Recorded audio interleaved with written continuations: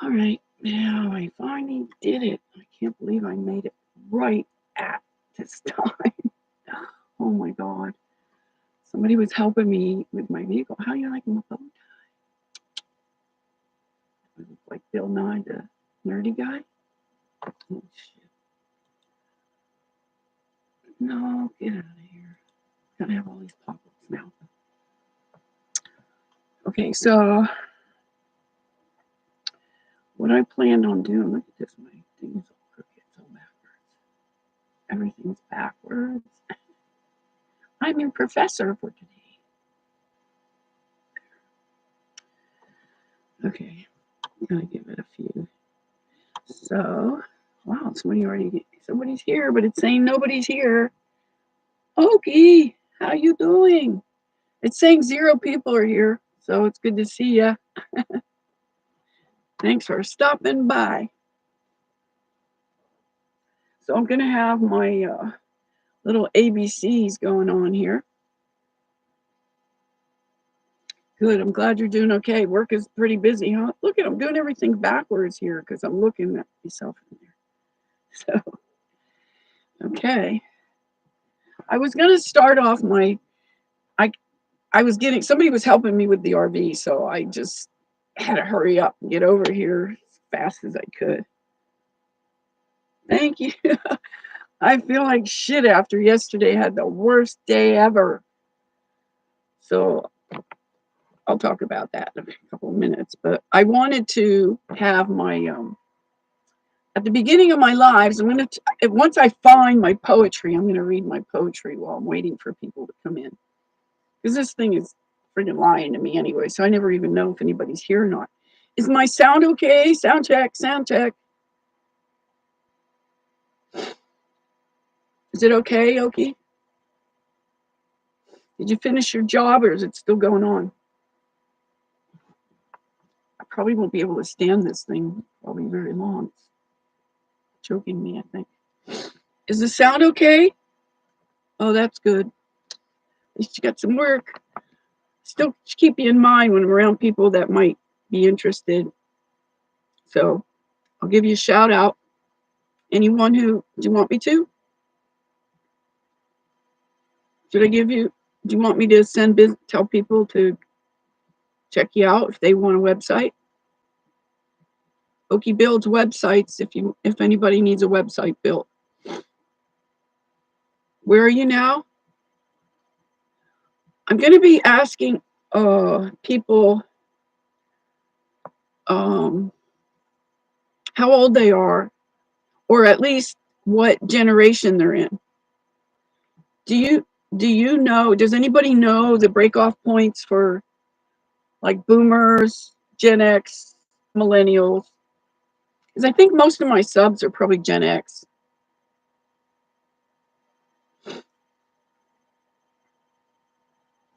Is my sound okay? Because I can't tell. I told the person, there's a person on the other side of this booth. I told him if I get too loud, just come knock on the door because I get excited and my voice starts raising up higher. Okay, I just need to know. Sound check, sound check. Tell me if my sound's okay.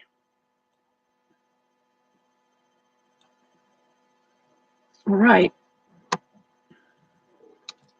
So I'm going to start. I don't know how far I'll get doing this, if this is going to be an issue with ScrewTube. Okay, thank you. That I'm doing the ABCs of everything weaponized, or kind of like not in our favor kind of stuff. But and then I'll share some of my own experiences that are me doing me, and you could do you. And I'm not going to tell you what to do. I'm just going to say what I do, and you can take for whatever it's worth. So anyway, I don't have anything. I didn't write anything out, so I'm just winging it, which I do all the time, and all my stuff is raw and unedited. So I don't want to be. I don't know. I don't like when channels are overly edited and have all these things, and I mean, a couple of things when they stick stuff in that are funny is okay, but just to spend so much time editing stuff in, out, and everything, like, so mine is all mistakes and all. So, anywho, oh God, here come all these pop-ups now. Sorry. Okay. So they're not letting my stuff go through. They're burying me. They're not sending out notices, and because I just got, like, in the last couple days, I got at maybe 10, but at least 8 subs, and already they've been dropping off every, so, every few hours or something like that, I lose another one. So it keeps keeping me at this mid 800 sub thing. They're not going to let me get to 1,000. I've been doing this for over 4 years, so they're not letting me. They're not going to let me have anything. Creeps. Drinking my plasma. Drinking my plasma. I put a little bit of magnesium citrate in there to help me relax and stay calm, and helps me to sleep. I've been not being able to sleep very good lately. I don't know if anybody else is having this problem with not being able to sleep. I wake up and I usually try to go to bed by 9 o'clock. And I don't know, I probably would encourage people to try to go to bed earlier if they can. But I always wake up in the middle of the night and I'm up for like an hour or two. And then I'm up at 5 o'clock. So you're sleeping too long. Shoot, I can't. I wish I could, but I can't sleep. Well, it's cold. It's been cold in the van, in the RV. It's been really cold and windy and snowing. And these snowflakes, I'm telling you, they were like so big. They were at least 2 inches big, these snowflakes, and they were super wet. Oh, hi, Denise. How you doing? Guadalupe River.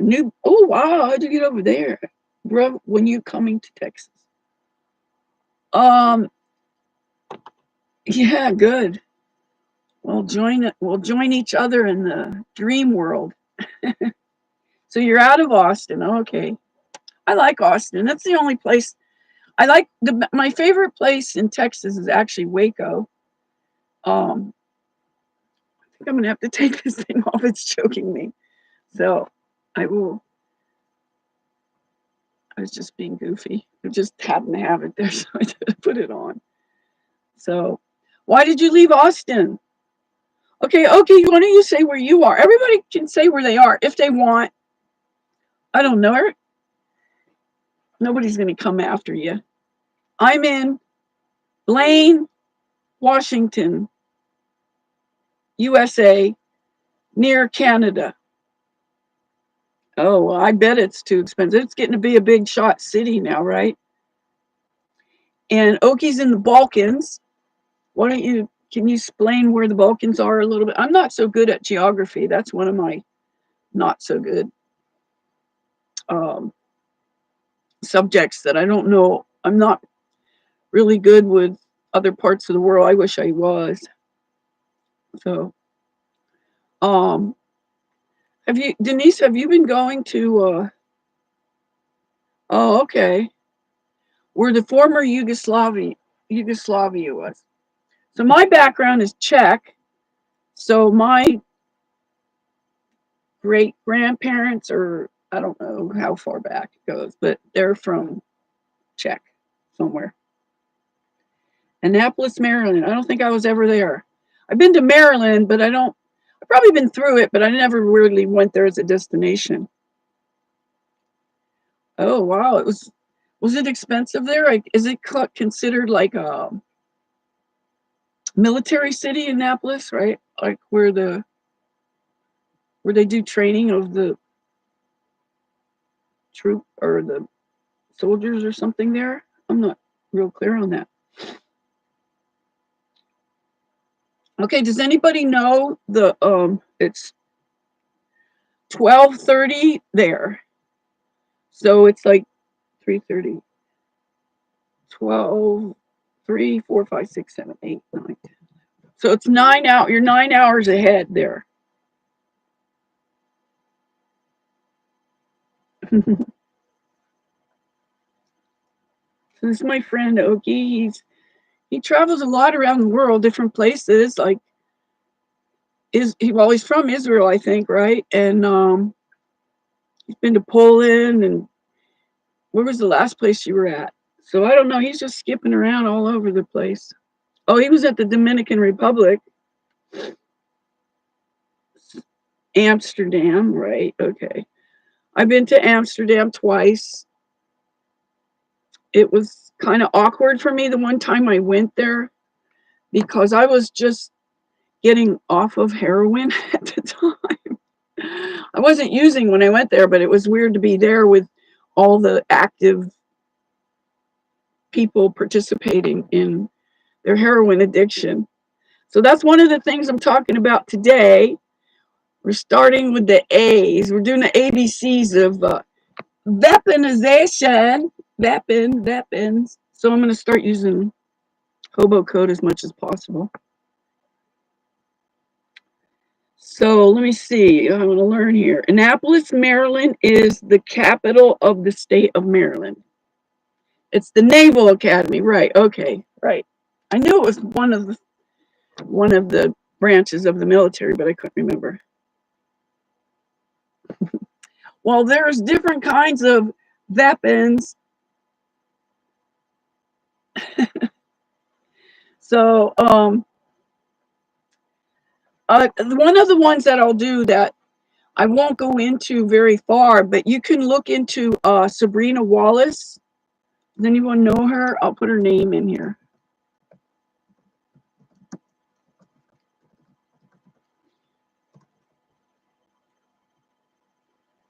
Okay, she's on Odyssey, and the name of her thing. Oh man, these damn pop-ups keep coming on here.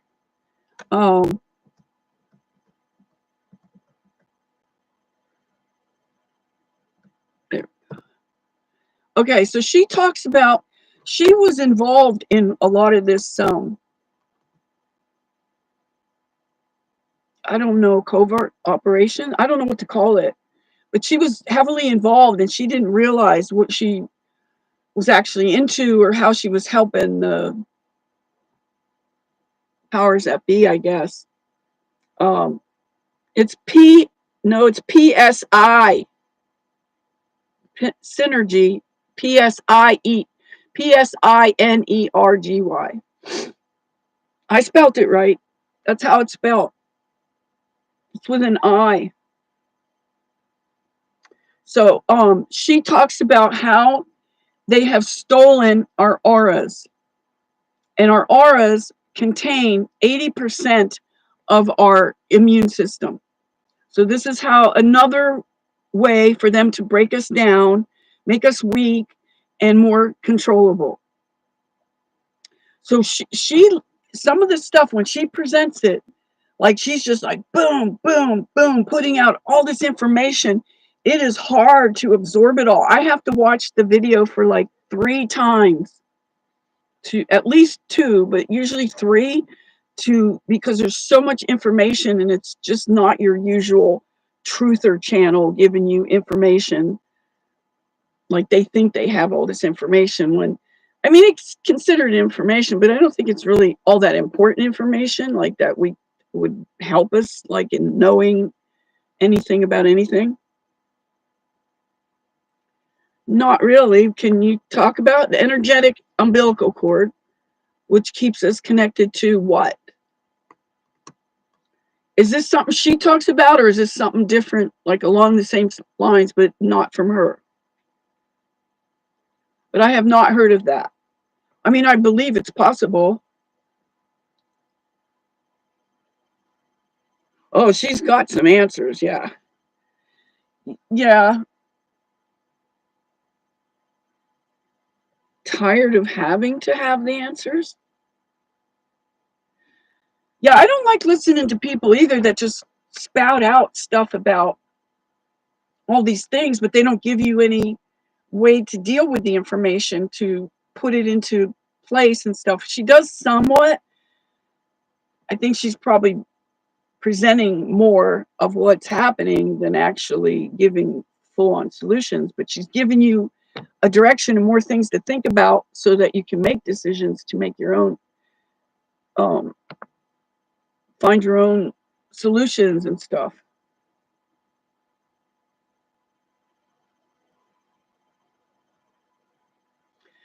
Maybe that's along the same lines, Oki, is what she's talking about. But she says that our aura, AURA, is an actual part of us. It's a physical part they took from us. And as you can see, like everybody with their impaired immune system, what's left of it, you know, they can't fight off all the things that are coming at us. Hi, Forever Flowers. How are you? You made it. Good to see ya. What do you mean, Denise, by tired of having to have all the answers? You mean her or you or just people in general? I don't know. There's just there's so many, like, I don't even identify as a truther because they're out there with, I don't know, they think they know stuff, but sometimes they don't know stuff. Josh, how you doing? You made it. Yeah, well, it probably, you know, extends out and connects into the other. Why don't you explain it, Josh? Okay, you were labeled with CRPS 20.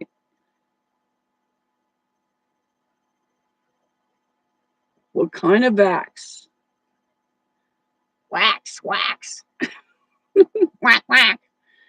What is CRPS? I can't think of what that is.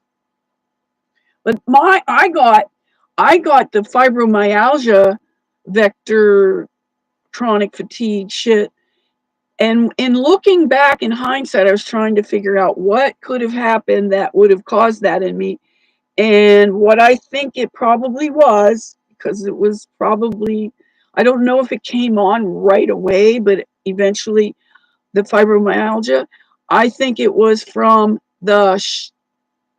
I got a Hep B, the whole neighborhood where a bunch, you know, some people allegedly was diagnosed with hepatitis B, and everybody had to get vaccinated, and we just did it because we were told to do it, which we didn't know any better at that time. Okay. I believe that the aura is what creates our body into existence, since our DNA is made of light or something like that. Hep B for a job at a children's, my first job. You got the Hep B thing? Did you get the fibromyalgia / chronic fatigue from it? Do you know?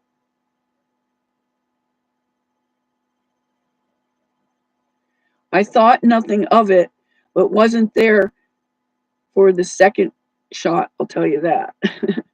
I never got a second one, but that, are you talking now about a Hep B shot, or are you talking about something else? Oh, El Sharpo's here. I see. I almost missed you there, hon.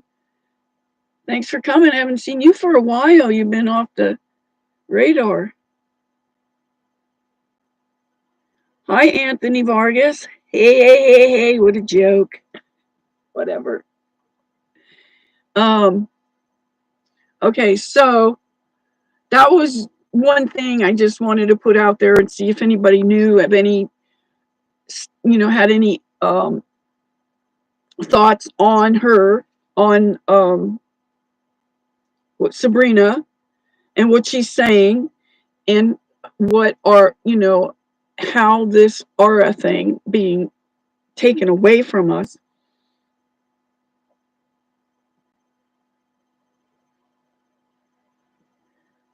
you had an allergy to an ingredient for the flu shot.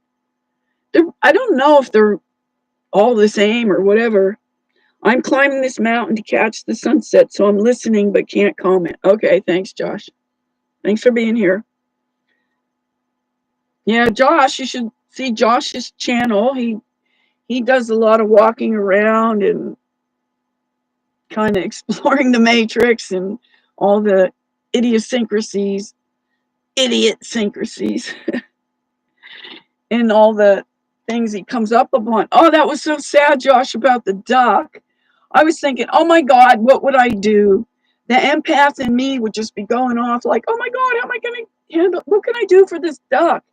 He was filming for his video, and then he just came across this duck who had his like 1 foot like just hanging off of him. Oh man, I don't know. I think one of my friends who has a channel on here, you probably, some of you might know her. It's Aphrodite Rose Starfire.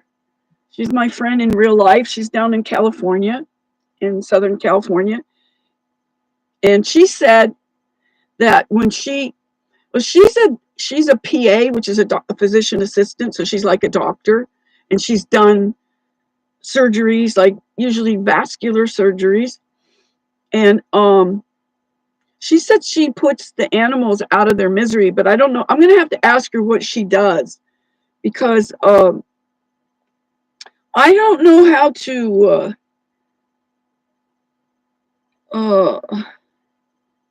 Joshua, can you shoot? I know what I'll do right now. Let me see. Okay, Josh. I want you to post your channel for the people.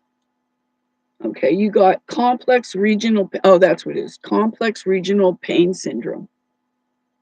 And you know it started from that. I was exhausted, but couldn't sleep. I get that a lot. I probably would have been labeled chronic fatigue since it's only symptoms. Yeah, probably. You know what, people, that our symptoms are basically just detox symptoms, no matter what it is.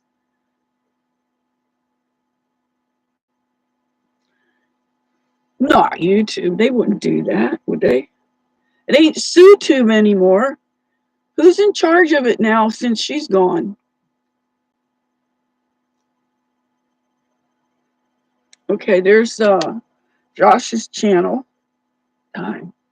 My eyes are so filmy. Is anybody else having this problem? I don't know if it's because I'm always detoxing constantly. But Darko of Darko Velsic channel, he promotes the self-healing protocol, and he pushes what I push, the same sea salted water. I use Celtic sea salt. Oh, that was so cool. Today I ran into somebody that started helping me fix my RV. He helped me a little bit before, and he says, I've been telling people about the salt water. He says, I'm not really doing it myself all the time. He says, but I'm telling people. So that was good to hear from somebody local, a person that I know, saying that he's telling other people about the salt water. But which one do you have? I'll have to look into it then. I don't know if I might have saw it because I've checked out your other videos, so I probably did. Is it anything specific? She covers so much stuff. Like, it's just like she's like dang, dang, dang, dang, putting out all this. It's so hard to keep up with her. Are you having that trouble too, Josh? Of absorbing everything she says, like right off the bat. It's like I got to go back and listen to it over and keep making mental notes. Like, repetition is really good when it comes to that, to anything like that, to any learning situation. The more you hear it, the better you're going to absorb it and apply it. Okay, so from auras, I wanted to talk about the ADD. Is anyone else experiencing the ADD symptoms?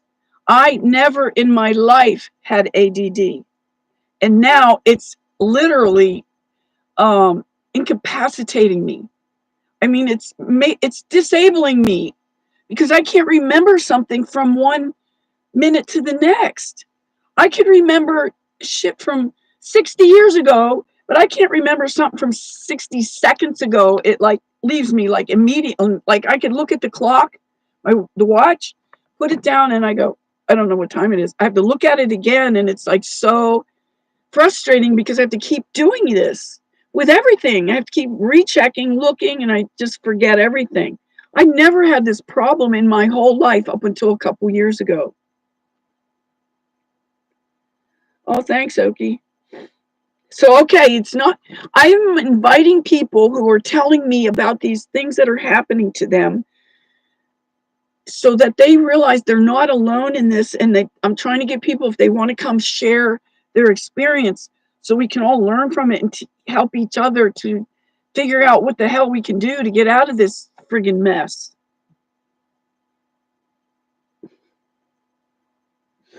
You're welcome. Thank you for being here too. Who was, I don't know, it was just in a comment or something under one of my videos, and I'm trying to encourage people to come because they're having hard times with things. Like things are happening to everybody. Like it's so messed up, man. I just like, just when you think something's you got something handled, boom, some other thing comes to distract you and keep you from doing any kind of spiritual work or looking inside and finding answers. And oh, so I know that was right. Maybe he'll show up. But so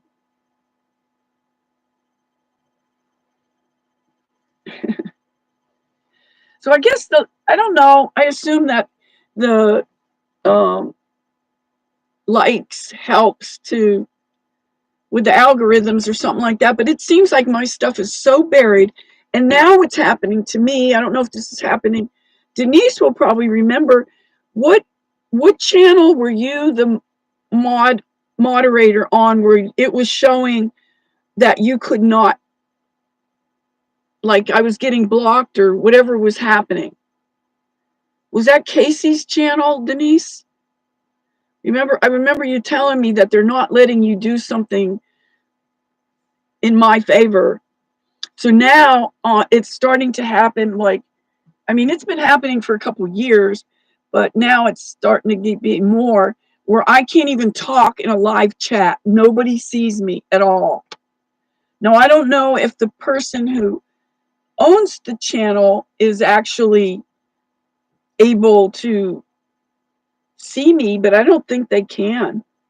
But like sometimes I'll go into a chat, and if it looks like nobody's responding to me, I'll ask, and sometimes I'll get a response and say, "Oh yeah, Kat, we see you, we see you." So then I know. But lately, it's starting to be more and more that nobody's responding, and nobody sees me at all. And now it's not only just in the live chat, but it's also under the comments. My comments are just disappearing.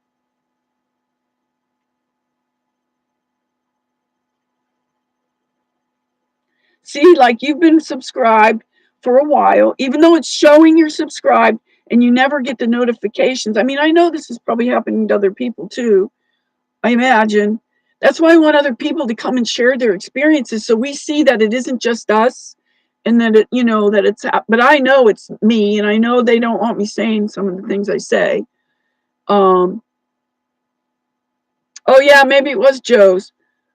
But I think I'm still, well, I don't even know if I show up in his because there's not hardly anybody I know in his, because his is heavily Christian, and I have a hard time sometimes with these Christian channels. Like I feel like I'm losing Casey to it, and he's now kind of over under the gematria spell. He just keeps making the numbers work for his narrative, whatever he's saying, and it's sad to watch this happen because puts out a lot of good information, but there's a lot of things he doesn't know, and some of the things that he talks about. I mean, it's good, maybe good to know, but it's not practical, and that's the problem I'm having with quite a few channels. And I'm just unsubbing, and I only want to go to the ones that I can learn something from. If they're just breaking down numbers and making the numbers fit, and it's almost this and it's next to that and it's the day before, that's ridiculous. And do you think that they're going to give us the real gematria? I don't think so. They're going to let us have some, just like I don't believe in the astrology that they're giving us. I listened to Lalita Caroli. If anybody knows of her, she's like a master astrologist, and she's talking about things that are more practical and more just like they probably seem way out there, but she's got she's onto this.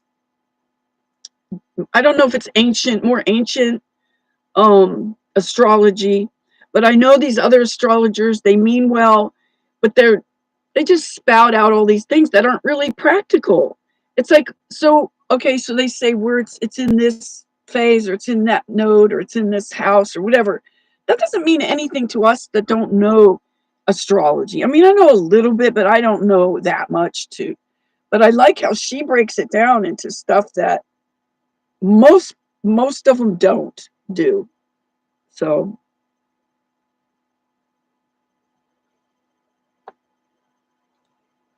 oops, sorry. What is there a way to get rid of this stupid heart that's blocking? I can't read your.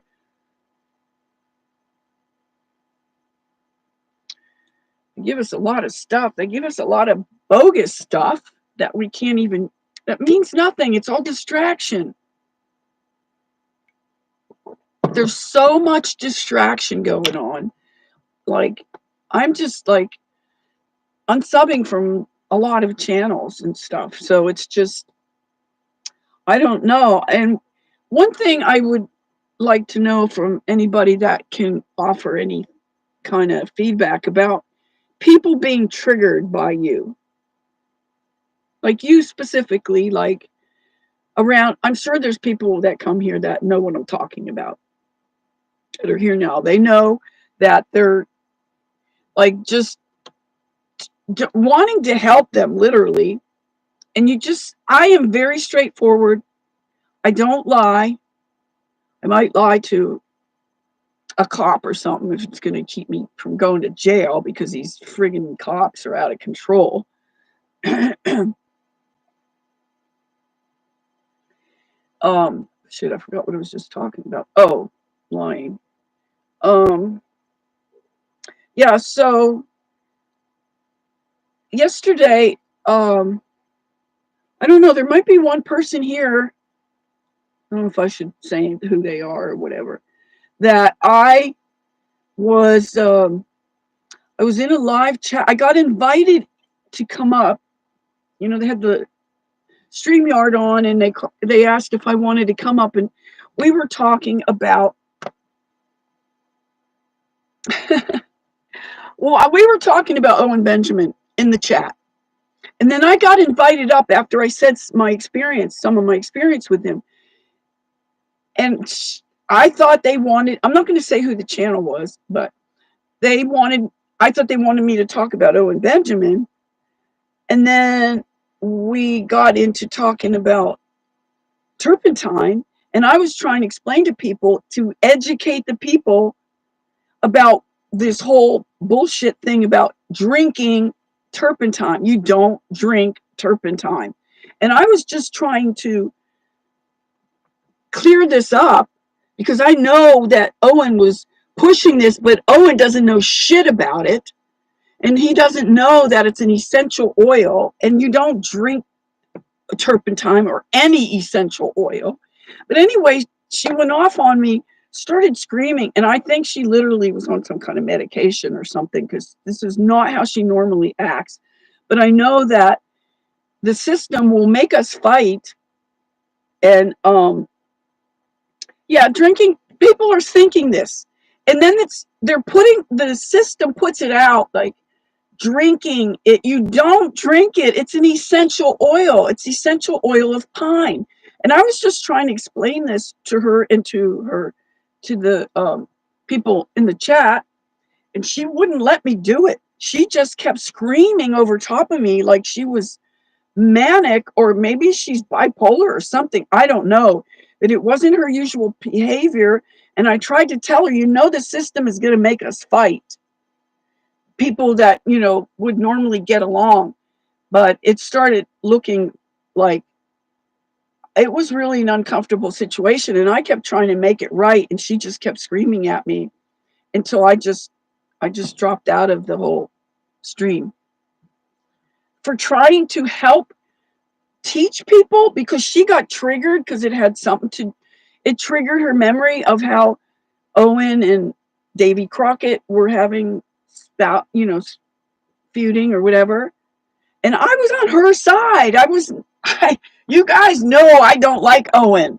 I said to her, she kept saying, I hate him. I hate him. I says, despite what he did to me or anybody, I don't hate him. I don't want to hate anybody because that hurts me.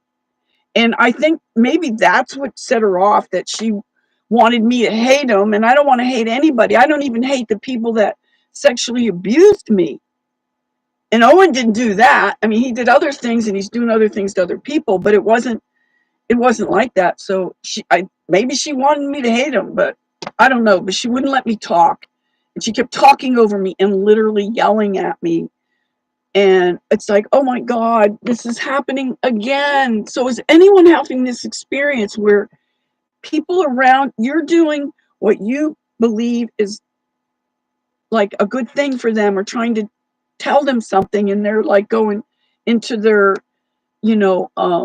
willful ignorance, like, no, I don't want to hear, and they just keep screaming back at you, and they don't want to hear anything you say, and you're on their side. You're saying the same thing as them, and they just take it all wrong and took it out of context or whatever, and just like, it's like, oh my God, I was trying to be friends with this person. It's like, well, I guess they showed their colors, and I'm not going to be their friend if this is how they're going to treat me. Who invites a guest on? It wasn't like I was there trolling and saying the opposite of what she was saying. I was agreeing with her. So she just went off on a tangent on me. So I just had to drop out, and I guess I'm not going to be your friend now. Well, yeah, no, I wasn't even doing that, but I could understand, but the thing was, I wasn't saying against anything that she was saying. I was agreeing with her. But I didn't agree on hating anybody, even though Owen doesn't deserve to be loved. Well, everybody deserves to be loved. I shouldn't say that, but that's how it was, and that's. I know it's unhealed trauma, and people aren't doing the inner work. Well, the person, what really disturbed me was, I mean, you just don't know who I'm talking about. Maybe might be one person here that does, but I'm still saying it anyway. When I saw how she treated her own son, like yelling at him to get away from her, get out of here, like, I wanted to like grab the kid and hug him or something. But anyway, that was kind of disturbing, but I didn't say anything about that. But then when I saw how she treated me, it's like, there's a problem here. And she's smoking. I think she's drinking or doing well, she did say she takes these other medications and stuff like that. So I just assume that she's toxic. And I sent a video that explains how parasites can make us behave this way. And she can take it however she wants it. I sent it with love, and hopefully that she might recognize some of this stuff and start to do the inner work, because it's unhealed trauma from our birth till our death. They steal from our light when we come in, they steal it when we go out.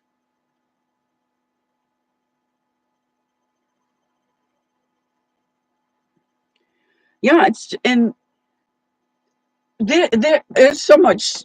I'm sure people are seeing the zombie-ness of everything, how it's that, I don't know, you could see that the chemicals, what they're doing. I just watched this a documentary on how the malaria meds, even as little as 3 tablets of these malaria tablets, would cause these soldiers, usually in the war, or the detainees at Guantanamo and stuff, they like within 3 or 4 doses already, they had this killing mentality going on. So they were literally killing citizens, and innocent citizens, not other like soldiers or anything. Like they took out their combat on everybody, and then a lot of them ended up just killing themselves. And this one guy said he went home after, and his wife had just had a baby, and he was afraid to hold his own son because he was afraid he would kill him. That's what these drugs are doing to people. It's literally insane. And that's with just 3 or 4 tablets of this stuff. And they're using these drugs on all the soldiers and military. The poor military. I don't know if anybody watches Brian. It's called, his channel's called Here's the Deal. Now it used to be a High Impact Flicks. He had a couple of, he put on a show just to address when people say to the veterans, thank you for your service.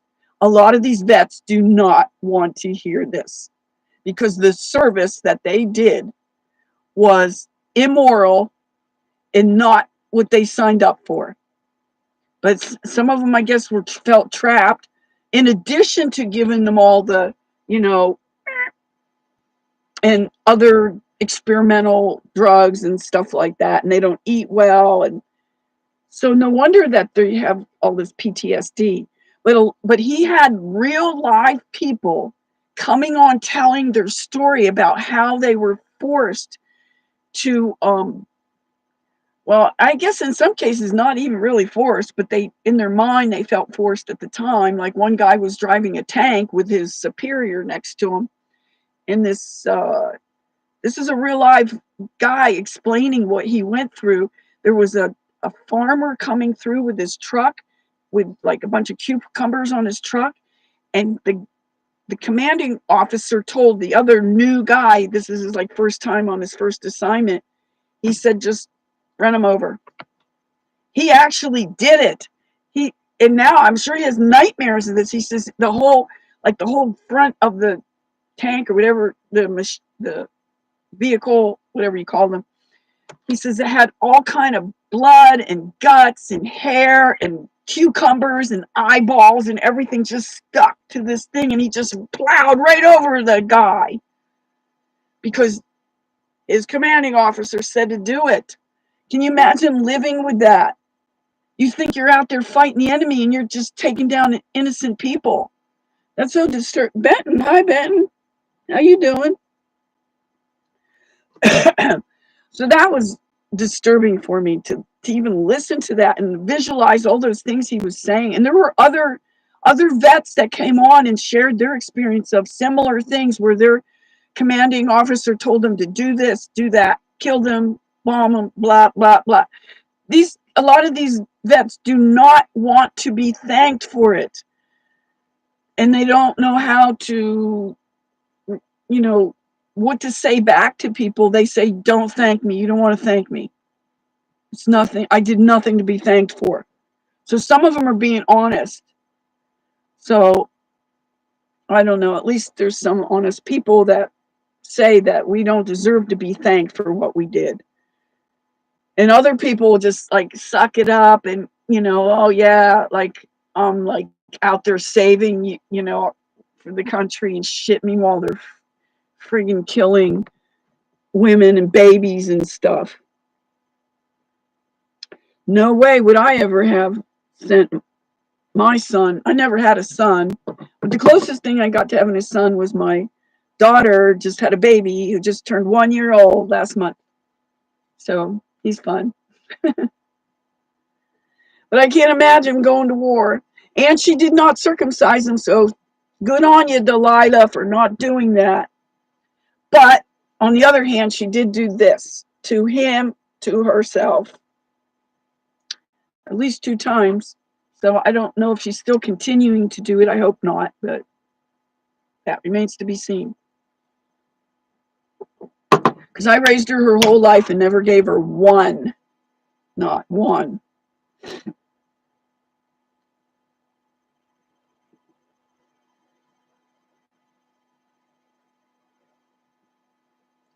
Okay, so did everybody respond that does anybody have that issue with the ADD affecting them, their memory and their ability to stay on focus on what they're doing? The days are flying by. I can't get anything done that I normally could get done like in an hour. All day I don't even get it done. Is anybody having this consciousness manipulation, whatever, going on? Oh man, I gotta pee. But I hope I don't pee my pants. That's me drinking my water all the time.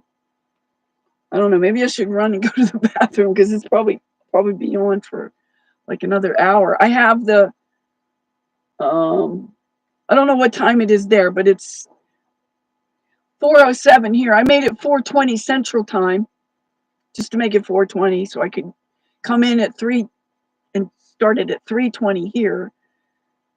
So it's 4:20 somewhere. So it's 4:20 Central Standard Time, and I'm in Pacific Standard Time, so it's not even 4:20 yet here, almost. Okay, I will go, and you guys can talk about yourself, and then here's what you can be thinking about while I'm gone, is what are your addictions? Are you even aware of them? Are you pretending like they don't exist, or are you in denial about your own? Because this is one of the saving things I think that will help us in the long run with what's coming, especially about the food. So think about all the things you're addicted to. And I don't mean just drugs.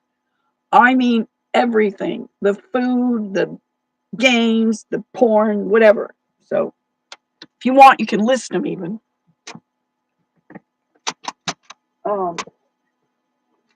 This thing is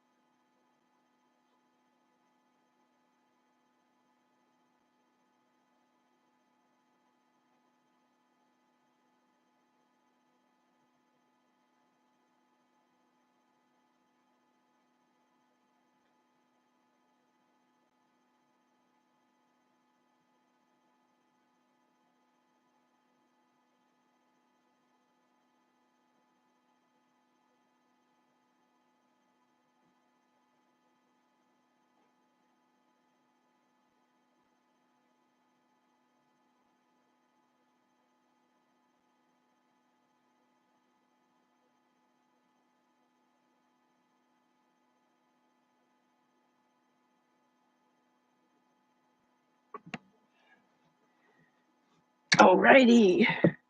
Oh, that feels so much better. Thanks for waiting for me. This door wants to lock if I close it, it seems.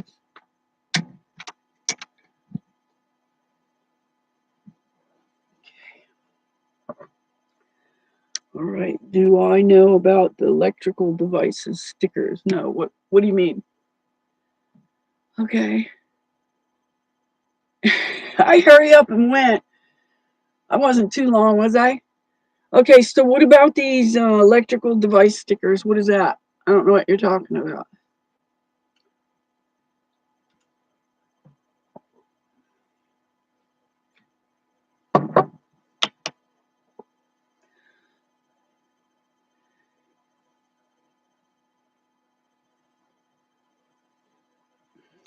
My mind is constantly dwelling on these things, the magical and true. That's nice. Those stickers are deleting bad energy from electrical devices. Put them on your phone, etc. What kind? Oh, are they shungite? I bet they're shungite. Because I have a shungite magnet that I used to put on my refrigerator that actually lowered, like it makes you use less electricity, right? But I guess I'm trying to remember if they're meant to be put on the body.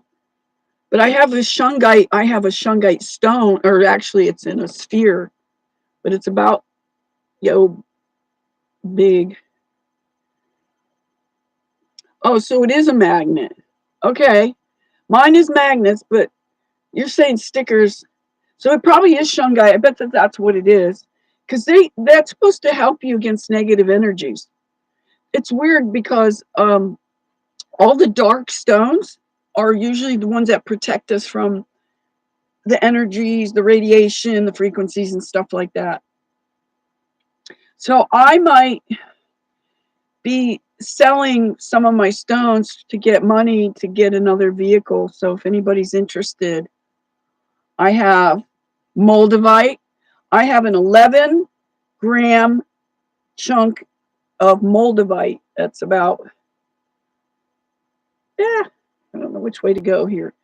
It's about that big, but I just learned that it's now worth $11. Wait a minute, $55 per gram, and I have an 11-gram piece that would make it worth $550.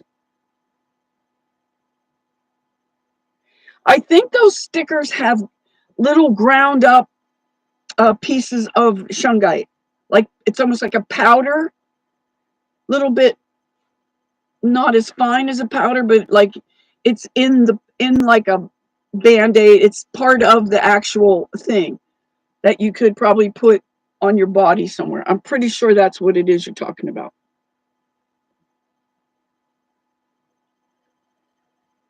Yeah, well, tourmaline's black, so is obsidian, and all the black dark stones are like supposed to be like protection from us from the more malevolent frequencies, or what, is anybody else getting like a peripheral vision, like, I don't know, I guess it's what people refer to as shadow people or some kind of entities. Like, I don't know, because maybe the veil is getting thinner or whatever, but I keep thinking like that there's something here, and then I look and there's nothing there. But I don't know. I don't think it's floaters in my eyes. I mean, it could be, but I kind of doubt that, because I've had these floaters for a long time and I didn't always have this peripheral entities or whatever they are.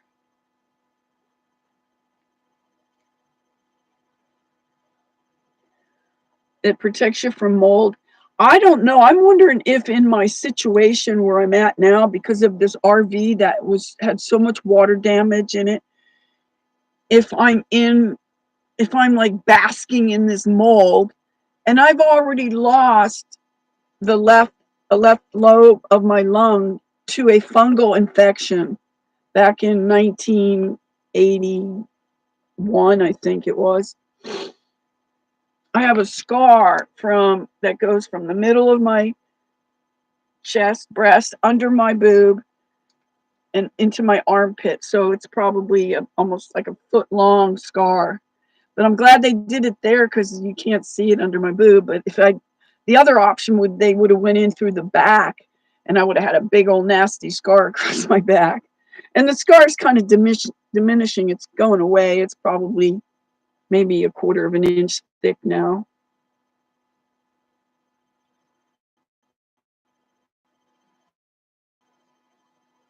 Yeah. Okay. The other thing too that I noticed, this was a couple years ago. Actually, when I did my first live stream, and then after that, I kept getting this like blue orb light, and I could not find any source where this would have been coming from, and it was always in the like front right area. Like you could go back in my very first video. I mean, very first live stream, not my video, live stream that I did when I was staying at this lady's house. I was just renting a room from her for a while to get a break from being on the road. And you could see the blue light in there, and I still can't figure out where it's coming from. I mean, I could see if there was some other light source, but there was no other lights in there. So I don't know if anybody wants to go. Just look at my first.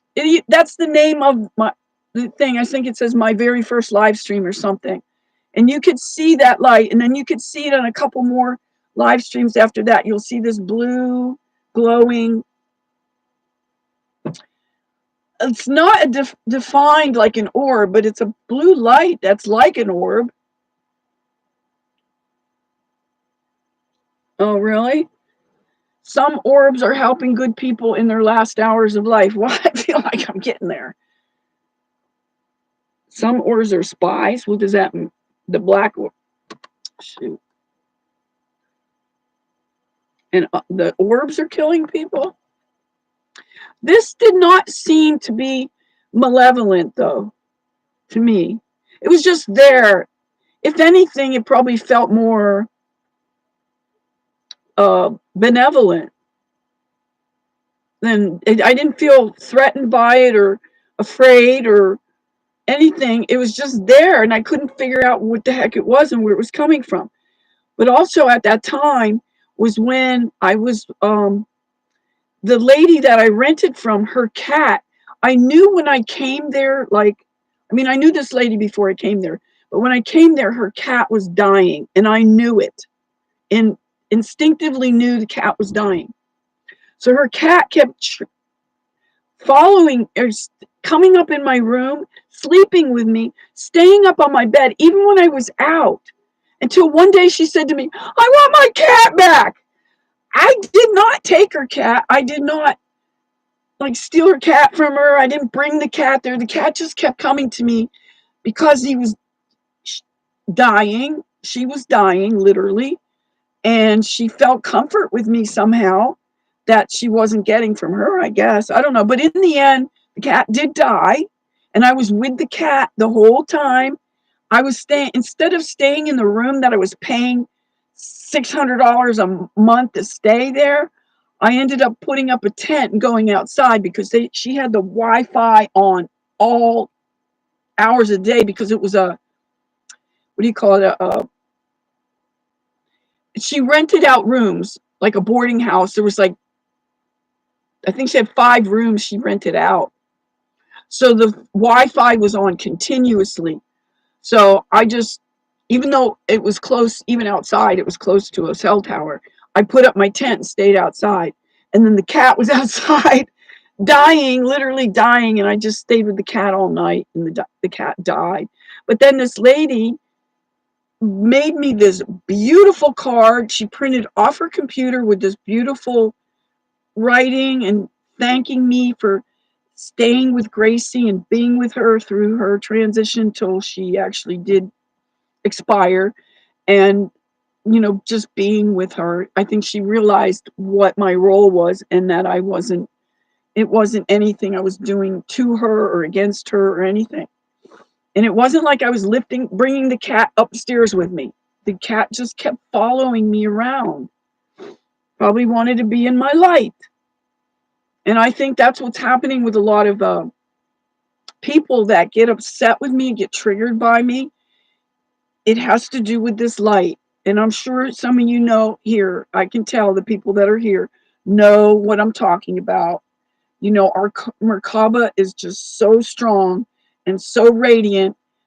And if of these fake Christians, if Jesus shows up, I mean, not that I believe Jesus is coming, but if he did, these people could not stand to be around him. If they can't be around me and you and us with our light, and if Jesus is what they say,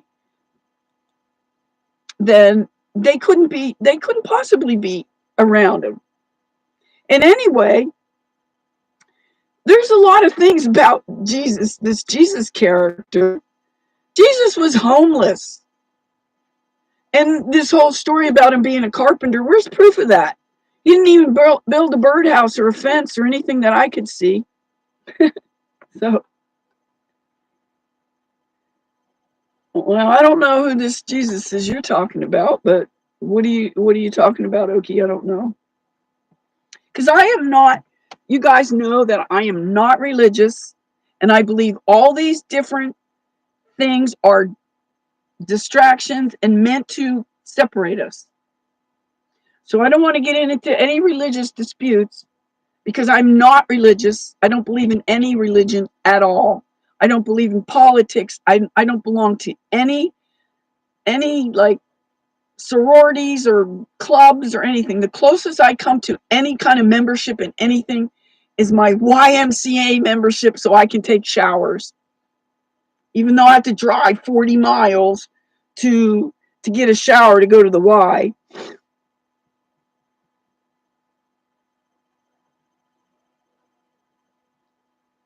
Well, I don't know. Is his name Jesus now? Where is he? What's he doing? I am not even believing now in God as presented to us.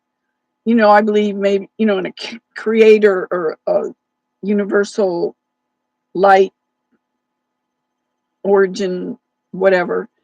But I don't believe in all these men and different stories that, they're just avatars or just not avatars. What's the word I'm thinking of? Like examples, like I can't think of it. So you think Jesus is a female? Sure looks pretty femme.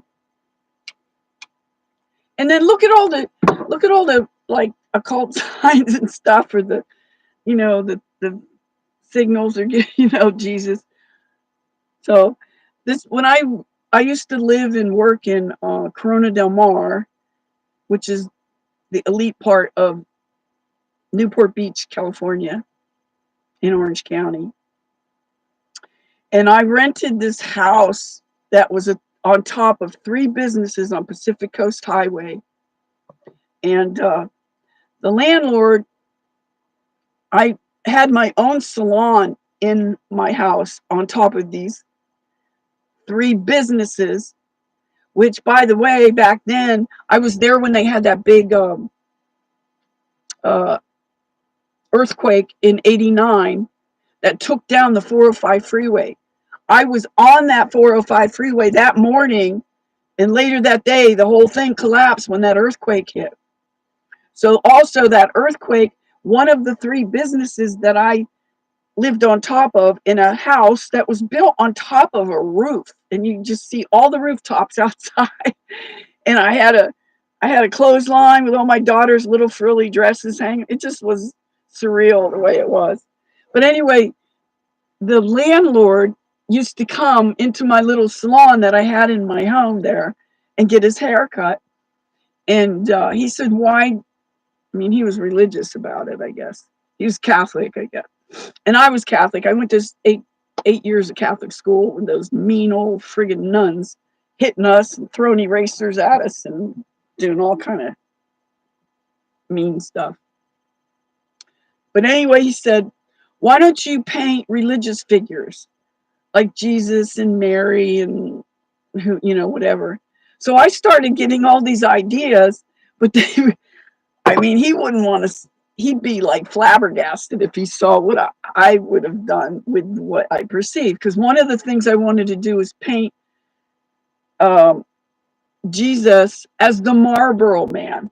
Do you remember the Marlboro Man back in the days when Marlboro cigarettes were like a thing? Okay, I'm sure they still sell them, but and then he's he's in this position, but he like you see Jesus all the time, and I would have the cigarette like he was the Marlboro Man. So I would take like modern day. I mean, this is back in the 80s, though. Remember, so like take what was like to make these gods or holy whatever some people and make them more like everyday people. So I would have made Mary being like pregnant, eating like Haagen-Dazs or something, like just to make them more like human, more human-like, and not so godlike. So I had all these different ideas to do. I never actually did it, but I had quite a few different things I could have done, and maybe someday I'll still do it. But this is way back when. So now I don't even believe in the God that they give us to believe in. Like, I think it's another control mechanism. Anybody else agree on that? Daughter of grandfather and grandfather of daughter. Grandfather of daughter is God, and daughter of grandfather. Yeah, I know that. See, they have us thinking heaven's up there or somewhere unattainable or whatever, when everything is within us. The power is within us. We have all this awesome power that we've been denied or dumbed down to think we don't have, and we need to project it out there onto Jesus or Allah or Krishna, all the different whatevers, when it's right here within us. We don't need to be looking outside of ourselves. That's where all the answers are.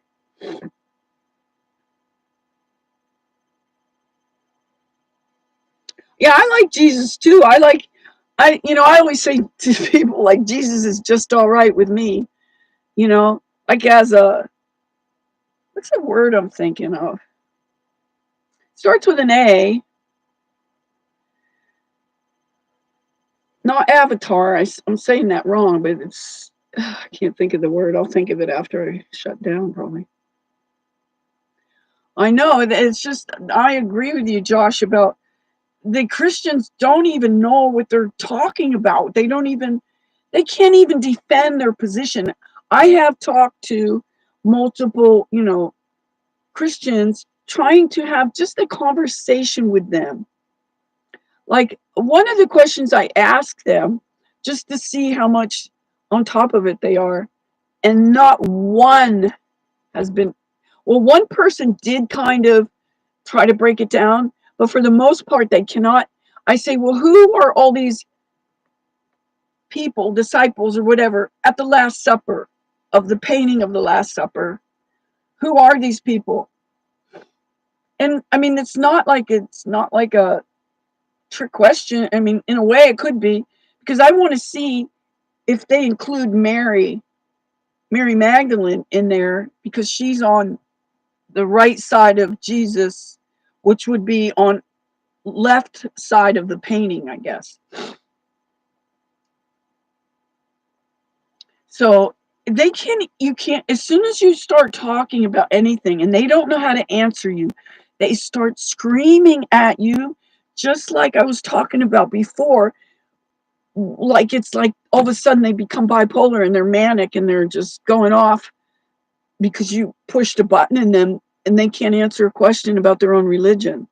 Now, anybody that's secure in their own religion would not act that way, would they?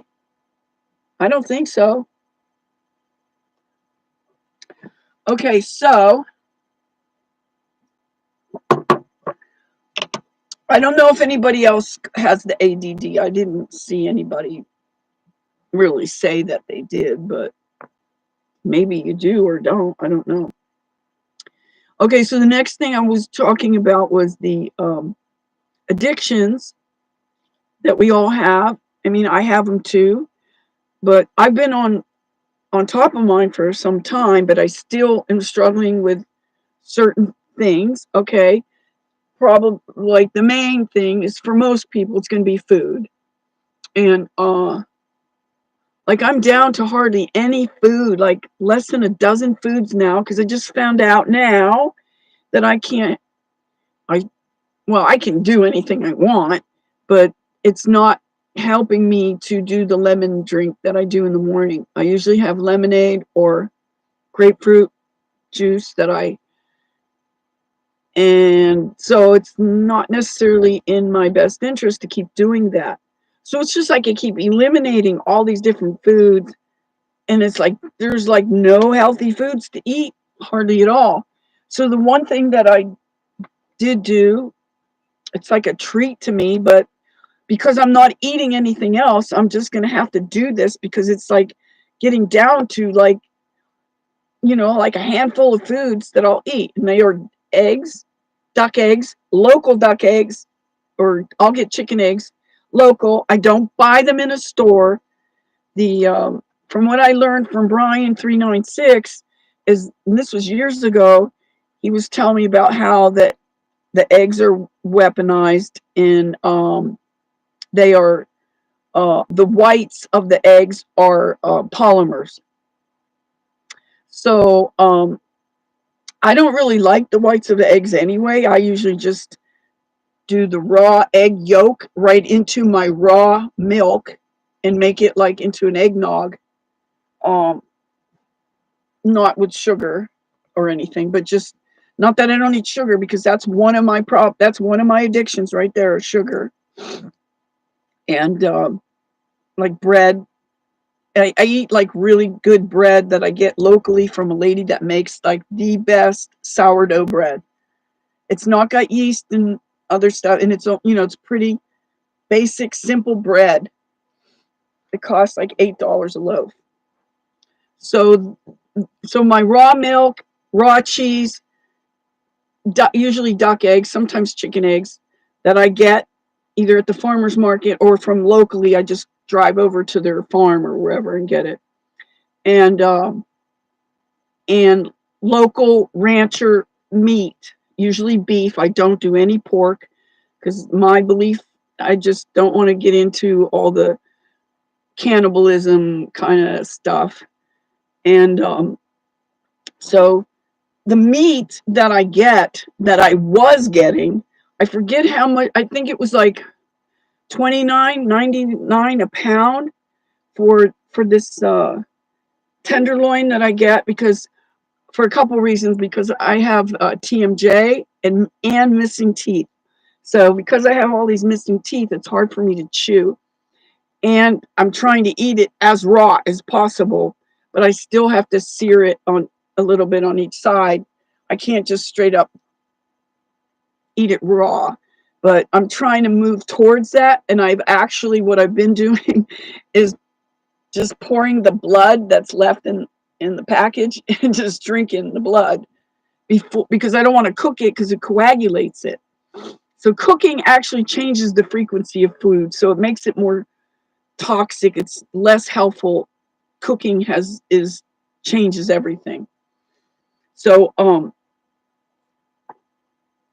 yeah, I put the raw eggs in the raw milk and just beat it up, and then I also add a drop or two of an essential oil. Like I have a whole bunch of different essential oils that I put in, a drop or two of it, like clove or vanilla or whatever. I got a whole bunch of it because I'm an aromatherapist, so I do a bunch of different essential oils. But the thing I was leading up to about the meat was the meat that I used to get for $20 now costs $49.99 a pound. $50 for 1 pound. It's like $5 a bite. But I don't, I don't even do it like a couple times a month maybe. So, but I did find some other ones that were tenderloin tips that were cheaper, not as expensive, and they were just as good. So I'll probably do that for a while. And I probably would recommend, if I were gonna, like, sometimes like sirloin, anything that's on the bone is probably going to be better than. But I just like the tenderloin because it just melts in my mouth and I don't have to chew so hard. We shouldn't have to chew our food. People, I remember my uncle used to chew his food every bite 35 times. It's like, oh my God, really? No, we don't need to do that. And we don't need fiber. Fiber is a big friggin' lie.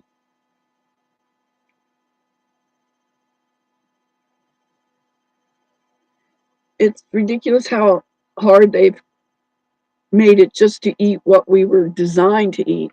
Yeah, we've been programmed to eat the way we're eating. It is not normal to have to eat 3 meals a day, maybe 3 snacks a day.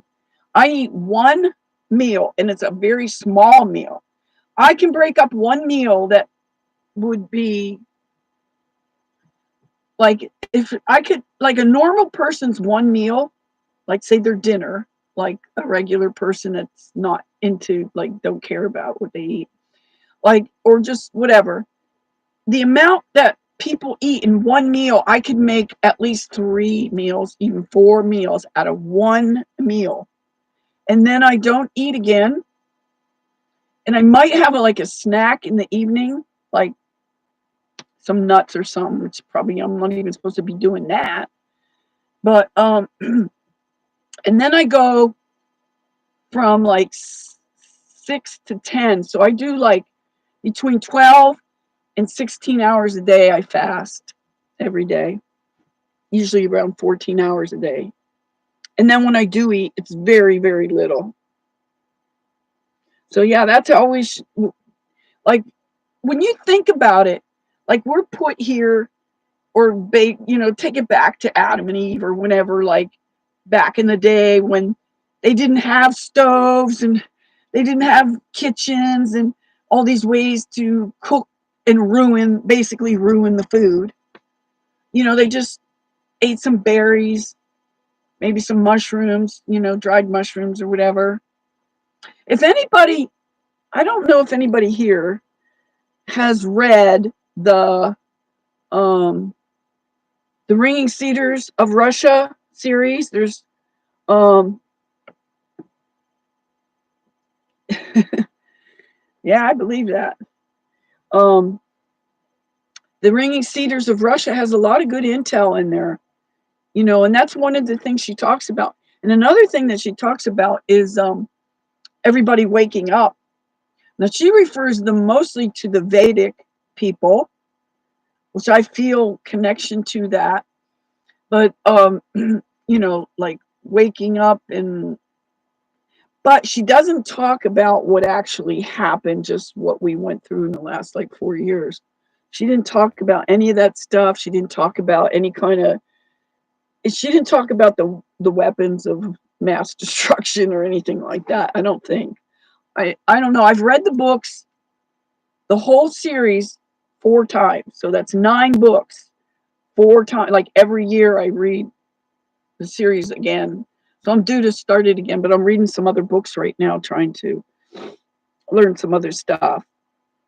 Mostly the books that Lolita recommends, and pretty much any book I get from the library, which is where I'm at right now at the library, they have to get it from interlibrary loan. They don't have the books that I want, which is, that tells me a lot that these are the books I probably want to read because they're not so available. And it takes like sometimes weeks for me to get them. And they've even gone, I forget what book it was. They were the only place they thought they could get it was at the Library of Congress. And I don't think I ever did get the book. But it's like, I don't know, there's, some good information in a lot of these books. So the book I'm reading right now, I don't even remember. I don't know. I don't think it was her that recommended it. I don't remember where I got it at, but it's interesting. It was written in the 60s, and it's called the Waste Makers, and how they programmed, or how they, like, up until the 40s, they were making really quality. The best car ever was the Model T Ford. And every car after that just became cheaper, less. And people think this is progressive. This is so regressive.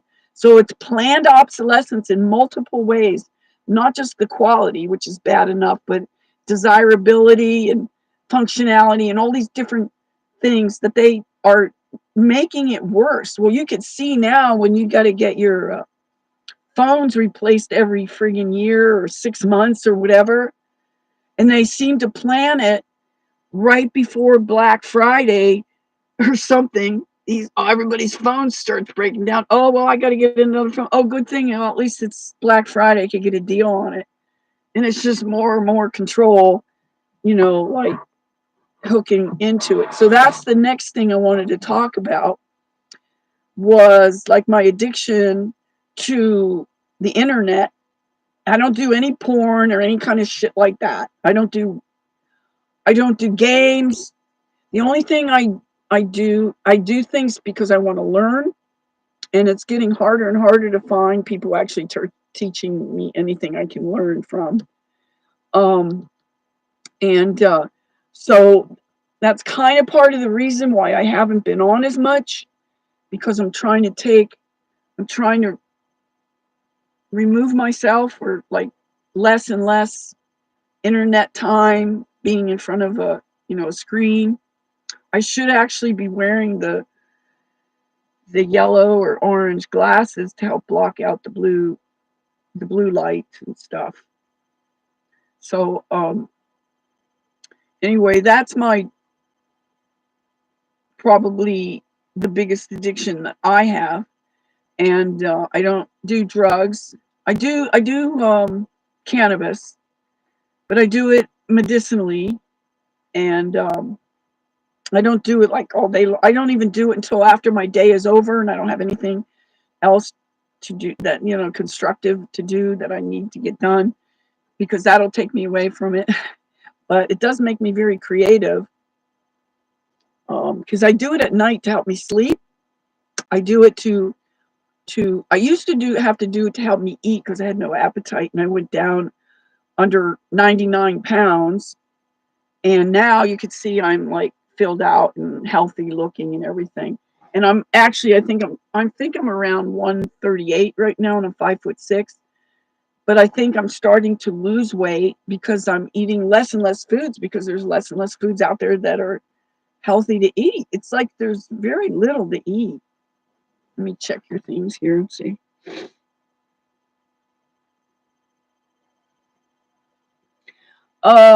Yeah, I do have my light down on my screen. I put it way down at night. Yeah. So yeah, I always do warm lights, and I have a hard time being in most places because of the LED lights that are everywhere. They're in the street lights, they're in the car headlights, they're in all the businesses, they're in the libraries, they're in the hospitals, everywhere. There's like no getting away from them. Remember that? I don't know if you guys remember, it was back in the 80s when they gave out I'm not sure exactly when it was, but they literally gave it for free. They were giving out these light bulbs to get people to switch over. So once they got them hooked into it by giving them a 6-pack of LED lights, and then from there they just kept making them cheaper and easier to get, and then they started slowly dwindling out the whole inventory of incandescent bulbs. I had been saving them up because I knew this was happening, and I was collecting different sizes, shapes, everything of the incandescent bulbs. And then my daughter went and took them and gave them to the Value Village. She just gave them away to, like, shoot. And I called up and told them I want those light bulbs back. And I tried to explain it to them what they were. And they said, okay, we got them here. We'll keep them in the office for when you come down. And when I got down there, it was just a box of floodlights that are like, the whole box was like $5. It's like, get out of here. This is not what I called you about.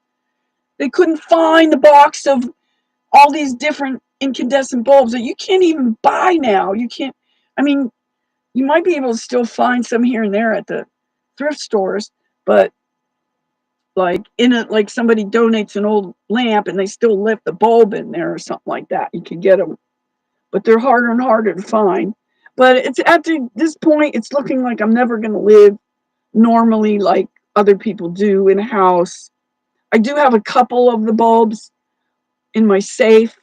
I have some red infrared bulbs, black light bulbs, and a couple of the incandescent bulbs. So if I go to like a hotel room or something, motel, I can bring in my own light bulb and put it in and then take it back out when I leave.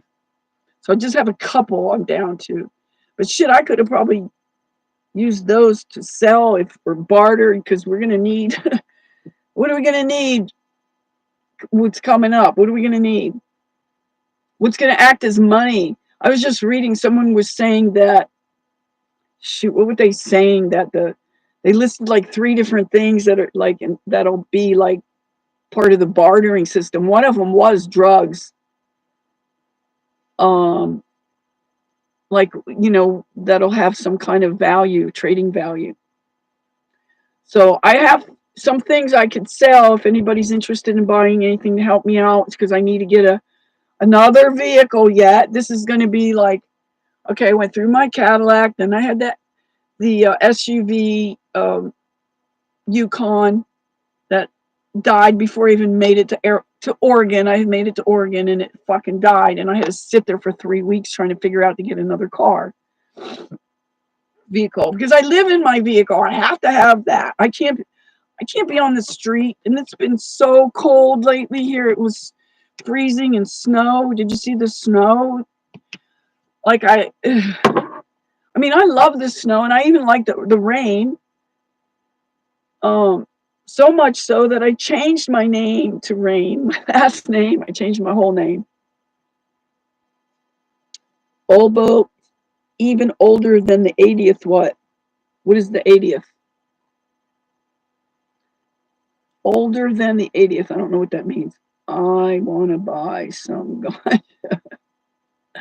Yeah, I just found some connections for it, and my friend who got it for me, I says, okay, get me a little sample so I can try it first, because I will only do indica.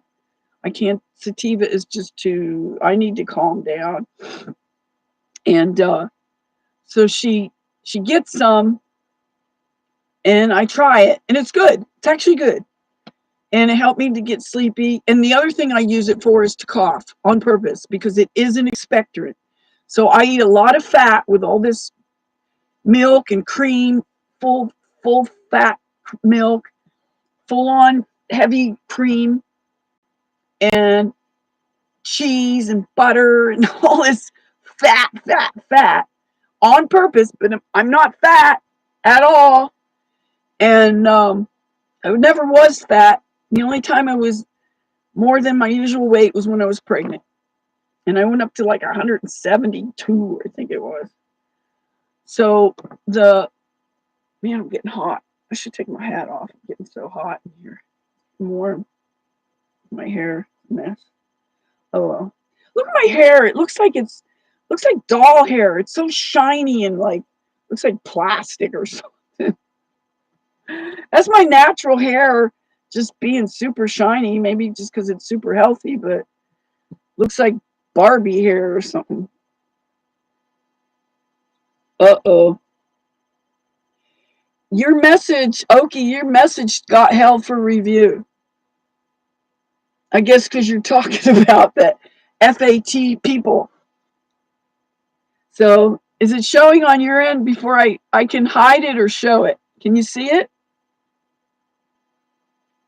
Oh, it was retracted. Did you take it off, or did they take it off, or did you take it off, Okie?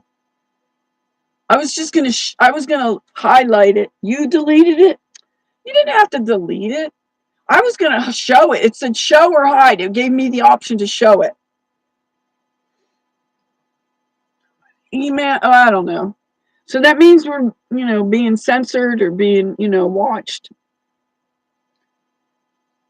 From the 1980, what? I don't know what you're talking about. Something's older than the 80th or from the 80s. I don't know what you're saying there. So anyway, so she gives me this sample amount, and then I give her money to get I wanted like a whole ounce, because this has to, like the last time I got, I don't know how many ounces I got. I got it a good deal when I was down in Slab City, and that lasted me up until just like a week and a half ago or something like that. I literally had it for like a couple years. That lasted me.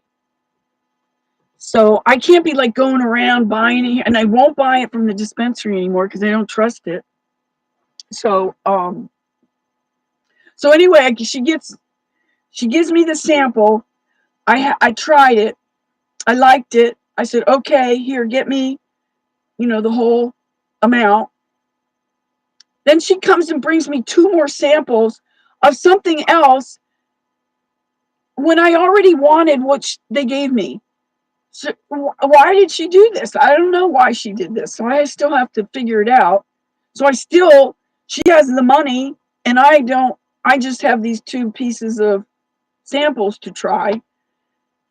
And the one I tried yesterday, it didn't really seem to do anything. But also yesterday I did laundry last night, and they had a food truck in the back, and they got free coffee from Starbucks, and they gave me some coffee, and it has caffeine, and I've been doing decaf because I'm trying to quit coffee. So I've been doing the decaf for quite a while. So and it was pretty strong coffee, and it affected me. It kept me awake until after midnight, from going to bed at 9 till, well, it was actually a little later because I did laundry for like 3 hours, however it took. So I don't know. You didn't have to delete it though. I don't know. So I don't know if anybody else wants to talk about their addictions. I think the more we talk about these things, the more we put it out there, the more we are acknowledging that it's even happening, because most people are in total denial about their addictions. As they can talk about these poor homeless people that are addicted to crack and, the meth situation, the whole, all the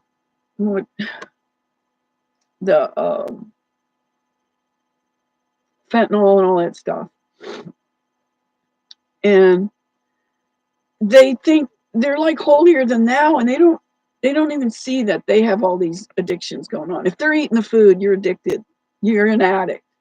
If you can't just stop eating, and I'm including myself in this, but it's probably going to be easier for me because I am trying to eliminate as much food as I can, and hopefully maybe, I don't know if I can live on the ethers or anything like that, but I will probably have a better chance than most people whenever the shit has already hit the fan. But I mean, when it gets to the point where it's difficult to get food and people are prepping with all this food that is not healthy, and then some of the things like beans and rice and shit, you still have to cook them. Who's to say we're going to have electricity or anything to be able to cook food?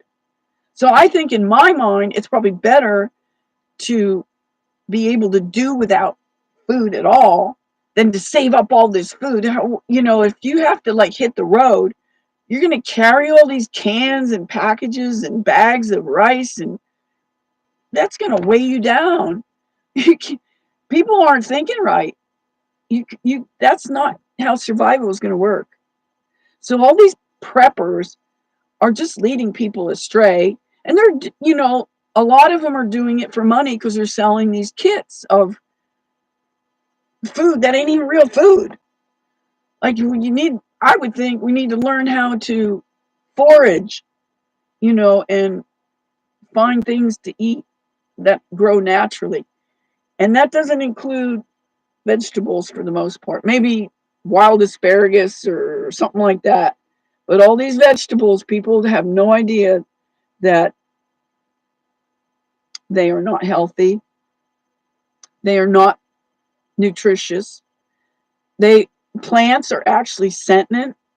So all these vegans that think they're like, all holier than thou because they don't eat animals, plants are sentient and they cannot run away like an animal can.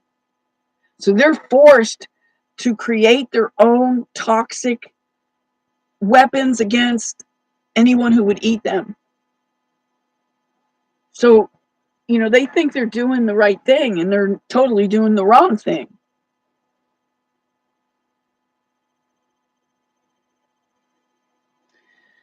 Well, I can understand where you're coming with that about that, but also at the same time, when we acknowledge what we do, I mean, if we bring it up into the light and acknowledge that this is going on instead of like pretending it doesn't or not talking about it, because everybody not talking about it keeps it buried in the dark.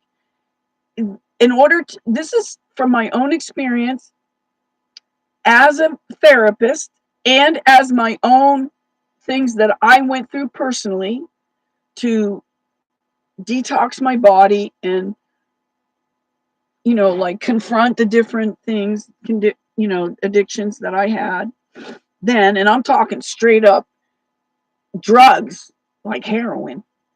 Oops, gotta be careful. I'm screaming out here. Everybody knows a heroin addict. But because most people won't acknowledge it, then it doesn't get brought to the light, and then it can still keep controlling you. So I think talking about it, in my mind, has helped me.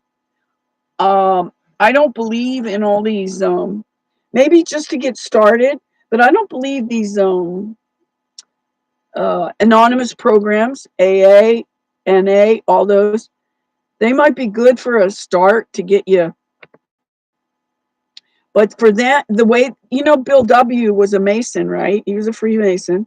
And he, all the anonymous programs are all based on fear. That, like, oh, you can't drink again or you can't do a drug again. You'll pick up your addiction right where you left off. I went 10 years totally off everything. And then I started to question, I wonder if I could drink a glass of wine. And then I found out that I could, that it didn't throw me back into my addiction like that. I mean, granted, I never really did drink much, but I mean, I wouldn't start off just shooting up again. That wouldn't be cool. But so, and also me and my friends started a 12-step program for codependence. And I think it's still in existence. We started it in California, and it was kind of more like maybe a sister program. I don't know what you would call it, but the closest thing to it was Al-Anon. But the problem with Al-Anon is, in my view, is like the person, okay, say it's the man has a drinking problem, and the woman is, the wife is his, she's the codependent one, and she looks at him like he's the bad guy and she's the angel. They wouldn't be together. She's got as much problems as he does. So these people who, hi Dragon, Sage, how you doing? Yep, AA is part of the system, exactly. They are, it's another form of control to keep you locked into a fear state So you're too afraid to even go have a glass of wine or anything. So I went all that time, 10 years, and then I did start using cannabis, but I use it medicinally. I don't abuse it, and it's too bad people abuse it because they fuck it up for everybody. You know, they give it a bad name. They're not using it medicinally. They're just doing it to get high and party and have fun and everything. And granted, that's okay sometimes, but like as a daily kind of existence, I don't push it for that reason. So anyway, so we started a thing that actually took off, and I think it's still on six. I forget what the name was. I think it was just Codependence Anonymous, or it could have had some other couple other words in it. I don't know, but that's basically what it was. And we started that in Southern California. Oh yeah, alcohol. And that, in my mind, alcohol is the gateway drug. And you notice, as bad as alcohol is, as many lives as it takes, more people are killed by alcohol than people from cannabis. There's not even, I don't think many people die from cannabis. Now, maybe they might be too far, too out of there, and they could have a car accident or something like that, but it's not like an alcohol related accident. And you notice that it's not anywhere in the schedule. They have cannabis in Schedule 1 with heroin, and then they got cocaine and meth and all the amphetamines in Schedule 2. So that would make weed worse than coke or meth. Sure, right. It's up there at number 1 because they don't want you to have it. They want you to be afraid of it.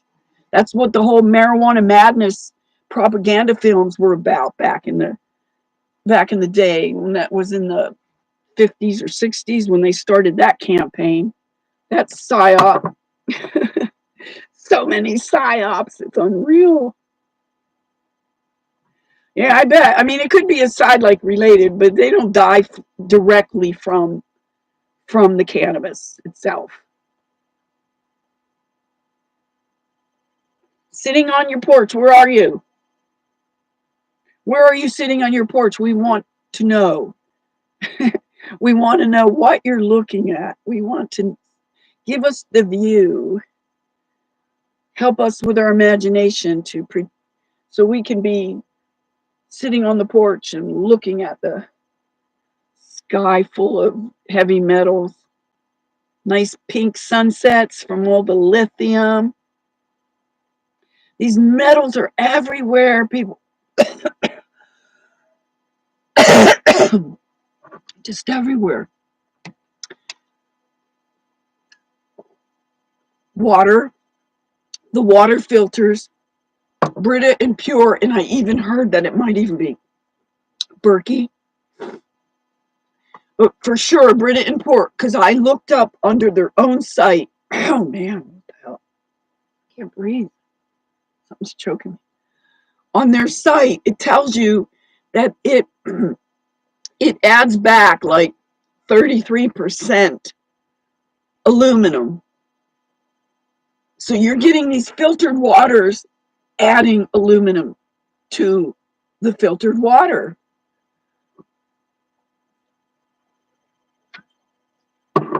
I am totally affected by the lithium. Man, I can't even talk. Something's caught in my throat. Can you hear how it's like choking me? All I'm doing is drinking water. But I've been getting all these freaking spiritual attacks lately. It's just unreal what's happening. I don't know how to handle it. Does anyone have any feedback, their stories or anything that they're going through that just so weird shit, man? Like yesterday I had the worst day. Everything like boom, boom, boom. Like I I was I went up to get I went up to the dairy to get my cream. I came out and got back in the RV. I don't drive it very far because it's all wrecked up and everything. And I only get like 6 or 7 miles to a gallon. It's unreal. It's just unreal. I can't afford to have it. And I'm trying to save up money to get a cargo van, something that I can live in, preferably something I can stand up in. So what was I saying? So I come out of there, and then I'm sitting there, and all of a sudden, boom! Somebody hit me. It's like out of the nowhere. Holy shoot, the whole RV rocking, and it just like threw me forward. I look up on my, what do you call the backup mirror? There's nothing there. I don't see any car. But then I see this car like turning around like this. So I get out of there, and I couldn't tell at first, but then I find where he actually hit me was on the side, and there was all this black, like, looked like tire marks, but it was probably from his bumper because he hit me with the bumper. But he said he hit me in the back. Then why didn't I see him in the mirror, in the backup camera? And he said, "Oh, because it's too high."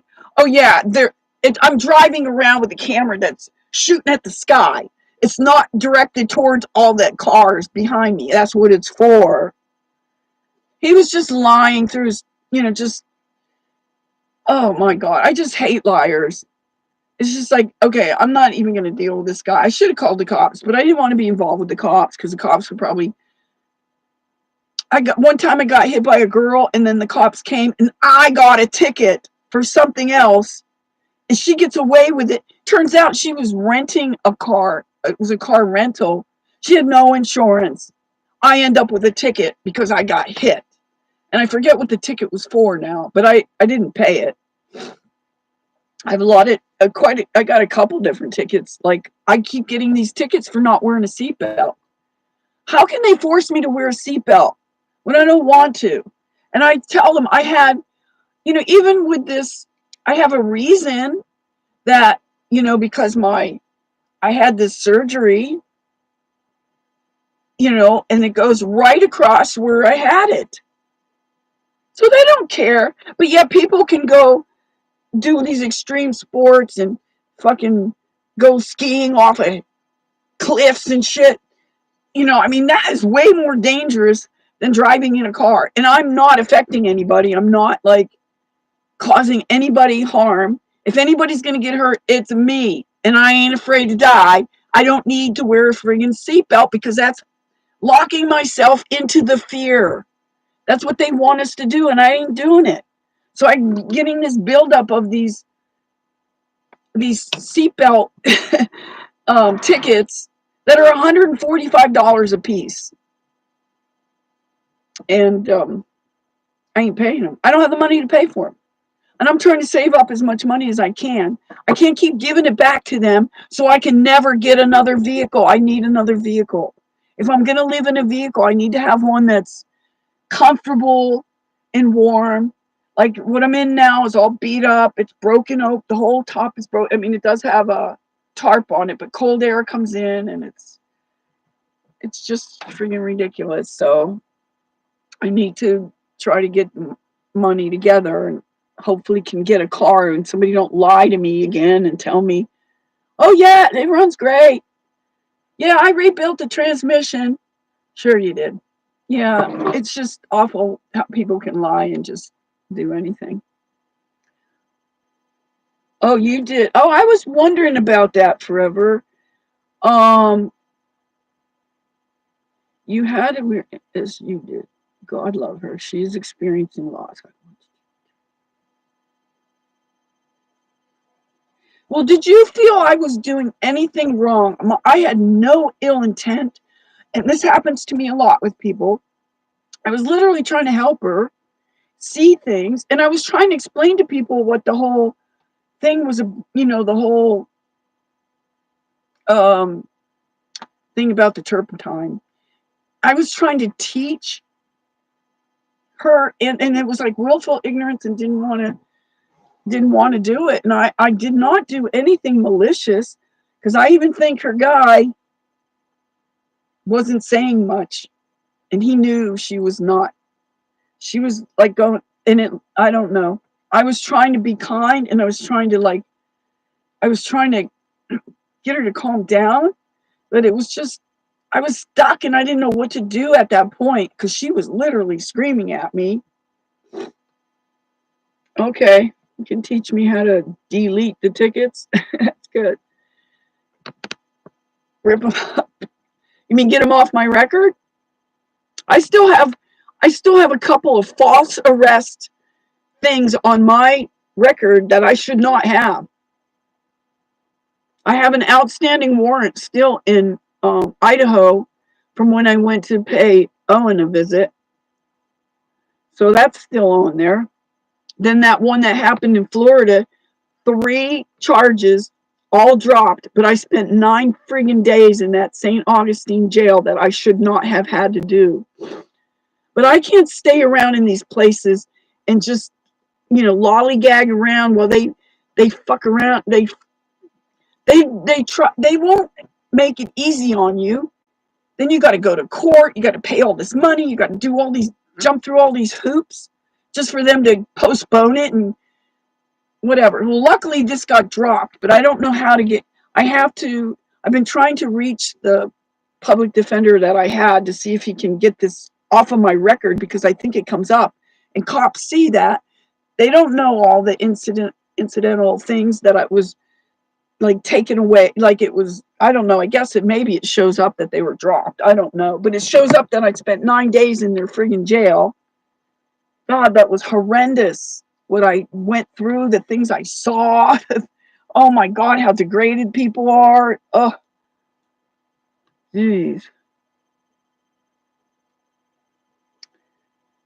What's a live life claim? I'm not making any claims. I don't want to be part of this. The system, I'm trying to break away from this friggin' matrix. I don't want to be in the court system. I don't want to be in a courtroom, period. I don't want to put myself in that kind of trauma. She looked very under the influence. Let's put it that way. I don't know what it was, but it wasn't her normal, kind, loving self. She was totally like almost possessed in a way that she would just lash out like that. So whatever she was taking, I mean, I can understand maybe having to do it, but to invite somebody to come onto your stream and then just degrade them and embarrass them. I mean, I could have lashed back at her and just tore into her and just brought a lot of things out, like her weight or whatever. I didn't even mention do you remember how she talked to her child? That wasn't fair. That was awful. That's hard for me to witness when I see that. I don't believe in beating children. I don't think that you should degrade them. I can understand once in a while you snap, but just the way she talked to that child, this is her own flesh and blood that she loves. So imagine me coming up after that, which was already escalating, and then she just went off on a tangent about something that triggered her. So I sent her, I don't know if she'll see it or get it, but I sent her a video that talks about how parasites can do this to you. And that's what I think part of her problem is. She's not healthy. She's drinking, she's eating bad, she's smoking, she's just doing all these negative things that are not helping her health. And I care about her. I really wanted to make friends with her but she wasn't going to let me do it. She just kept saying, "Oh, you just spent 40 minutes." You don't invite somebody on them and say, you don't treat them like that when they're.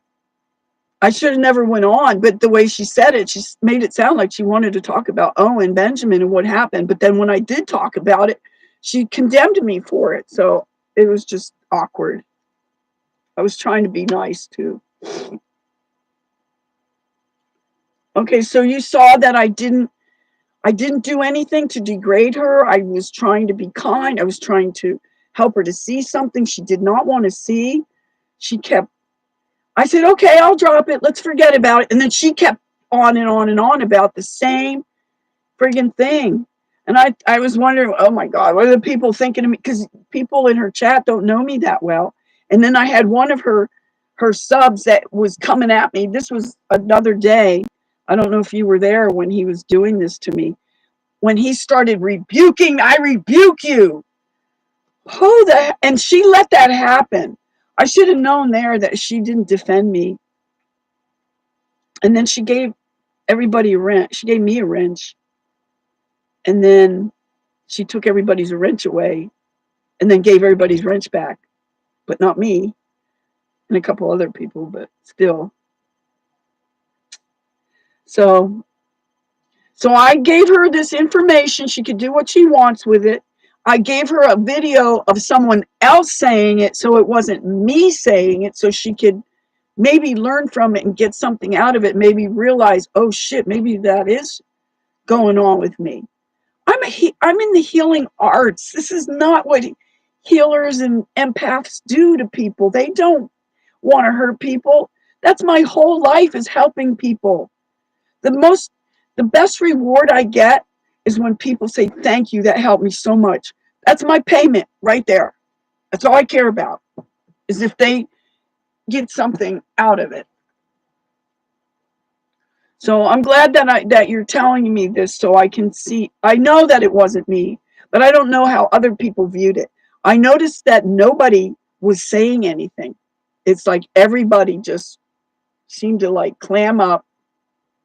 And the only person that was saying things against me was the same person that rebuked me on the other a live stream from like days prior. The same person. And I think she did call him out. I think she put him on timeout or did something. And yet here he is again saying, oh yeah, she did that to me, or that's what I was, whatever. So that's the only person I saw that really spoke against me. The same person. And that person's got a problem, I can see. I think it's a very young person. Thank you, Oki. You too. I know that she's in pain, and that's why I was trying to reach out to her to help her with her pain. I was actually had already planned on, I was going to send her an email because I was concerned about her because she hadn't come on for a couple of days, and I thought, oh, something's happening with her. And I just didn't get around to it because I got so much shit of my own going on right now. I really couldn't. I wanted to reach out and help her, but sometimes when I do that, see, that's my light shining, wanting to help people, and then they can't handle it because they're in such a dark place that they reject me or will reject anybody that really is. And I was really concerned about her because she hadn't been coming on.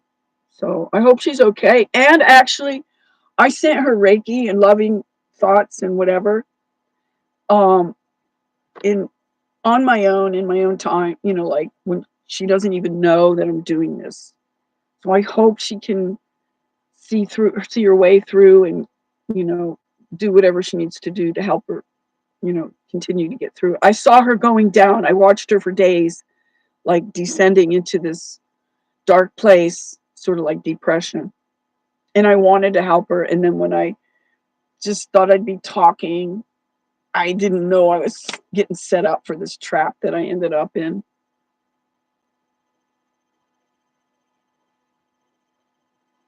So I don't know.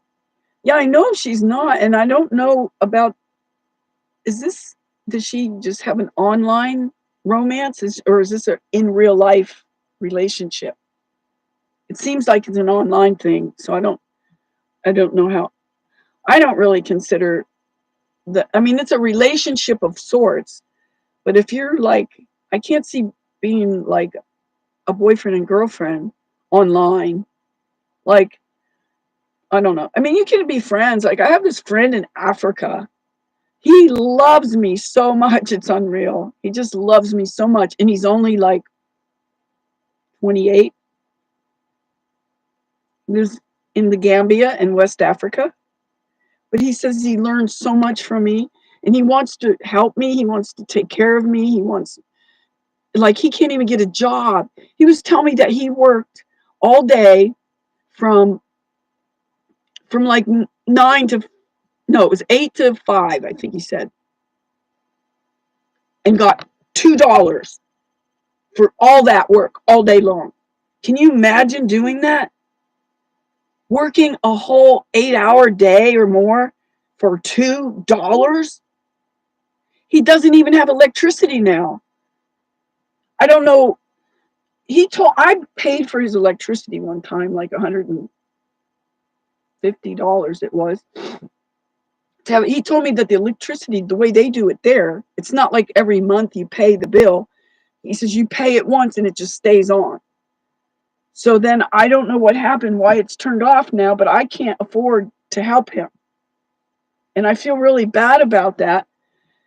Like, because this is how bad it is. Like, they don't have a roof. He's in the dark. It's just, his dog died. All these things kept happening. And I sent him money for food and salt and tried to teach him how to, do the plasma water and stuff. And he was doing that. And then I had so many things happen to me with the truck hitting the thing and all the money, just so much happening to me, and I couldn't. Then the next thing he tells me when I talk to him, because I don't know, he needed food or whatever, and he told me one of the children died, like he starved to death or something. It's like, oh my God, this is not what I need to hear. I can't afford to take care of somebody else. I can't even, I'm lucky I can take care of myself. Because I don't get that much money on Social Security. It's under $1,000. And half of that money goes just to gas, to keep me warm. Not even to drive it, just to keep me warm. To drive it, I only get like 6 miles to a gallon, so I don't get very far.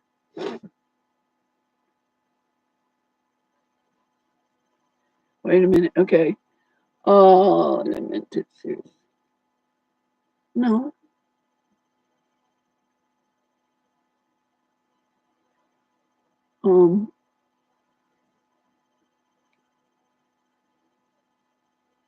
Yeah, I think she's pretty toxic, and I'm not saying that like to talk about her. I'm not putting her down or anything, because there's a lot of people in that position. I sincerely wanted to help her, and that's my job. But did you see how when she's trying to tell me what turpentine is and what this and that and the essential oils? This was my career.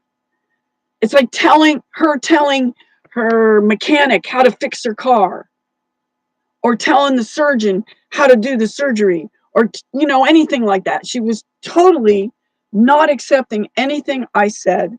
She did not want to hear about anything I had to say, and it was very obvious, because every time I started to talk and say anything, she started screaming over me, and I have a hard time with that. So usually the people I have a hard time with that are people that are bipolar or somewhere on the spectrum. And I didn't really pick that up on her, but maybe she is. I don't know. But my heart was in the right place. I know what I was doing. I was not trying to be mean or anything. And I noticed, like, I thought, what did I do that made her just go off like that? And it was right after I said, I don't hate Owen. Like, she wanted me to hate him because she hated. Did you hear how many times she said she hated him? I mean, I have reason to not like him, and I don't like him, and I don't approve of anything he fucking does. But I'm not going to hurt myself by hating somebody.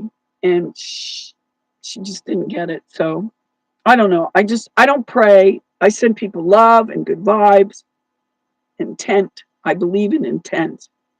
And I had the best of intent. So I'll just leave it there. I don't really want to keep talking about her. I just hope she gets the help she needs. I noticed that she doesn't eat very well, and she smokes.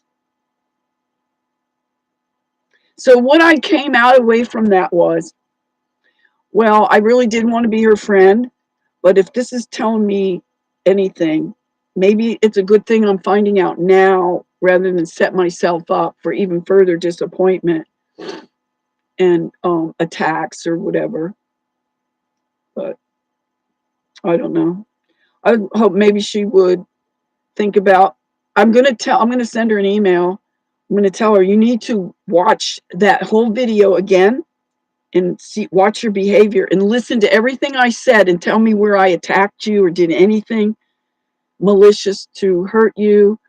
Anything. I did nothing intentionally to harm or upset her or anything. I was trying to de-escalate this situation, if you noticed, and she wouldn't let me. So that's why I just dropped out. I said, she's not going to accept this. She's not going to see her role in this. She's just going to be the victim. And I just didn't want to support that. So I just dropped out of the whole thing.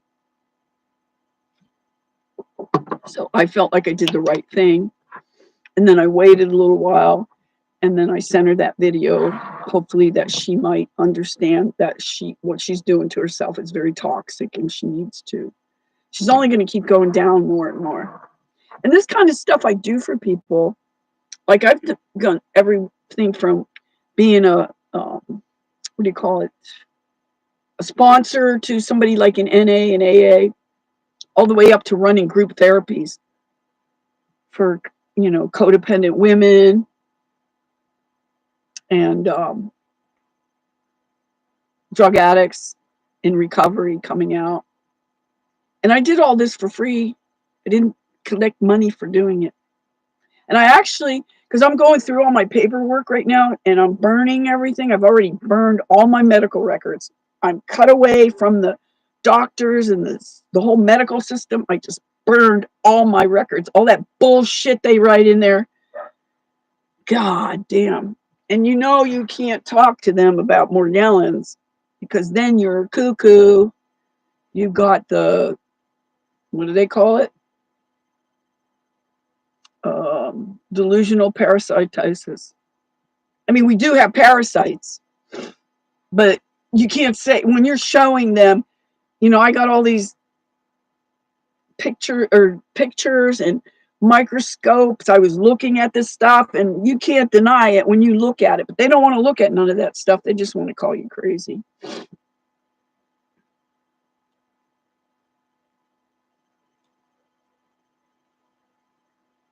Yeah, I saw that. And even her guy told her, you need to calm down.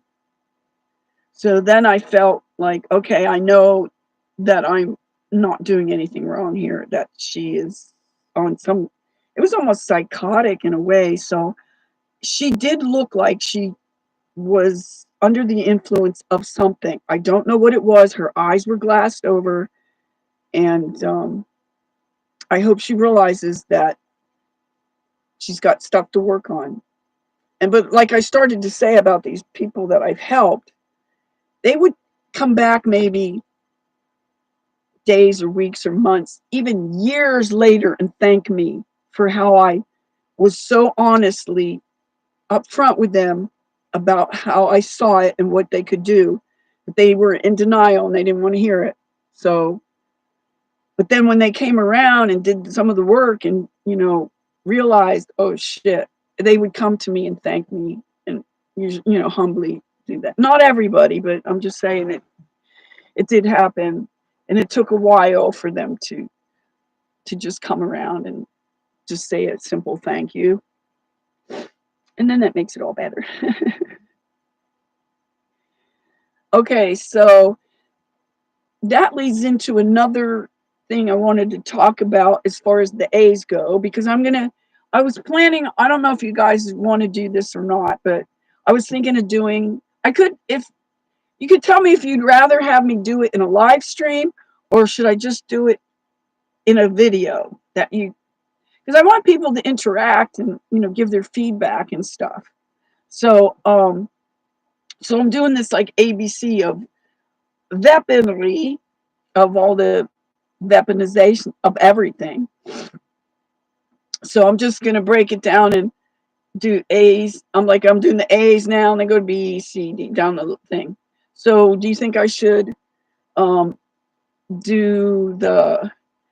it as a separate, like a video, or do it as a live stream?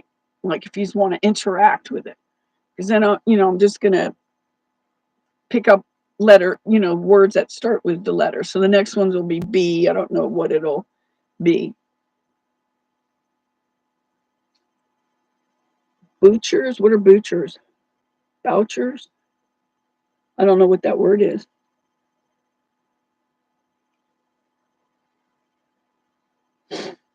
Yeah, I guess I could do that. So, is anyone okay? So the other one I want, because this is part of my research, and it helps me to observe people and watch their behavior, and especially with interactions with myself, is with the people, butchers. I don't know. Oh, people are butchers.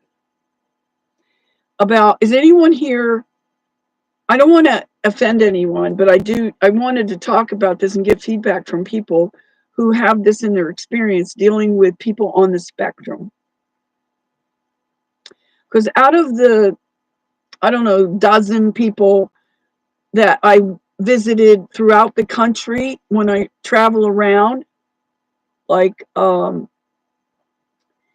fellow YouTubers or my subs, out of a dozen people, at least 4 of them were on the spectrum. So that shows like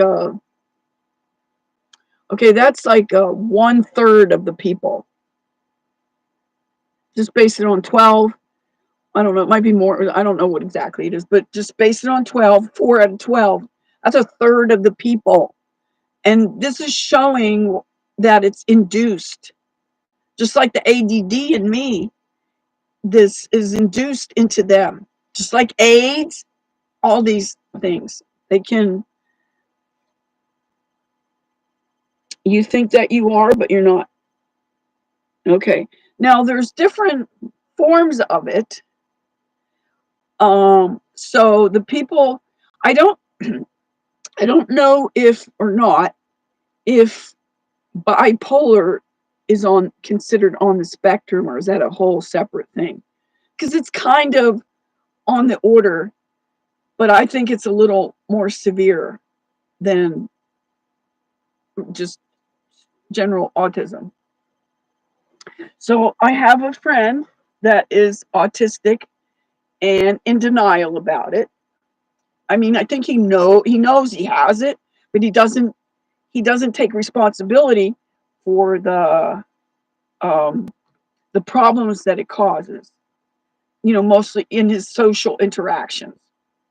Like he wants to talk over you. He talks over me constantly. I just had a phone call. This happened a little while ago. We were live on Facebook Messenger. He did it there.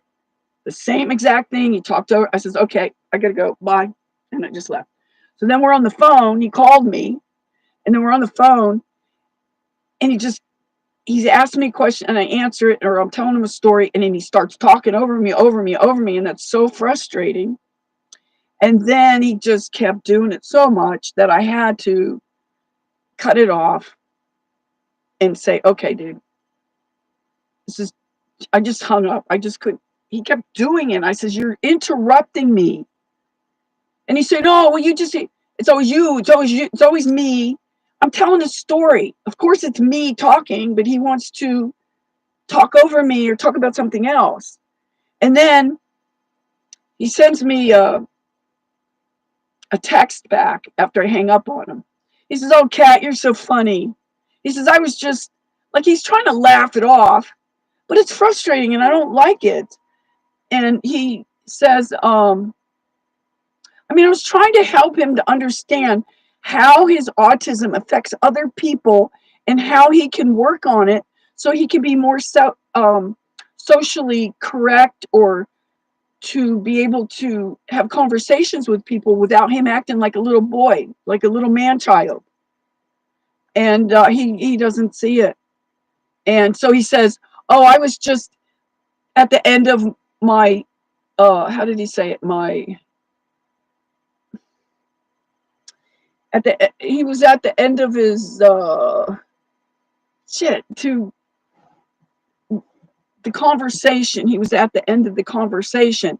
And I go, no, it wasn't that, because you were doing it at the beginning of the conversation. It was me with my patience unable to continue. I couldn't, my patience just wears out, and I don't, so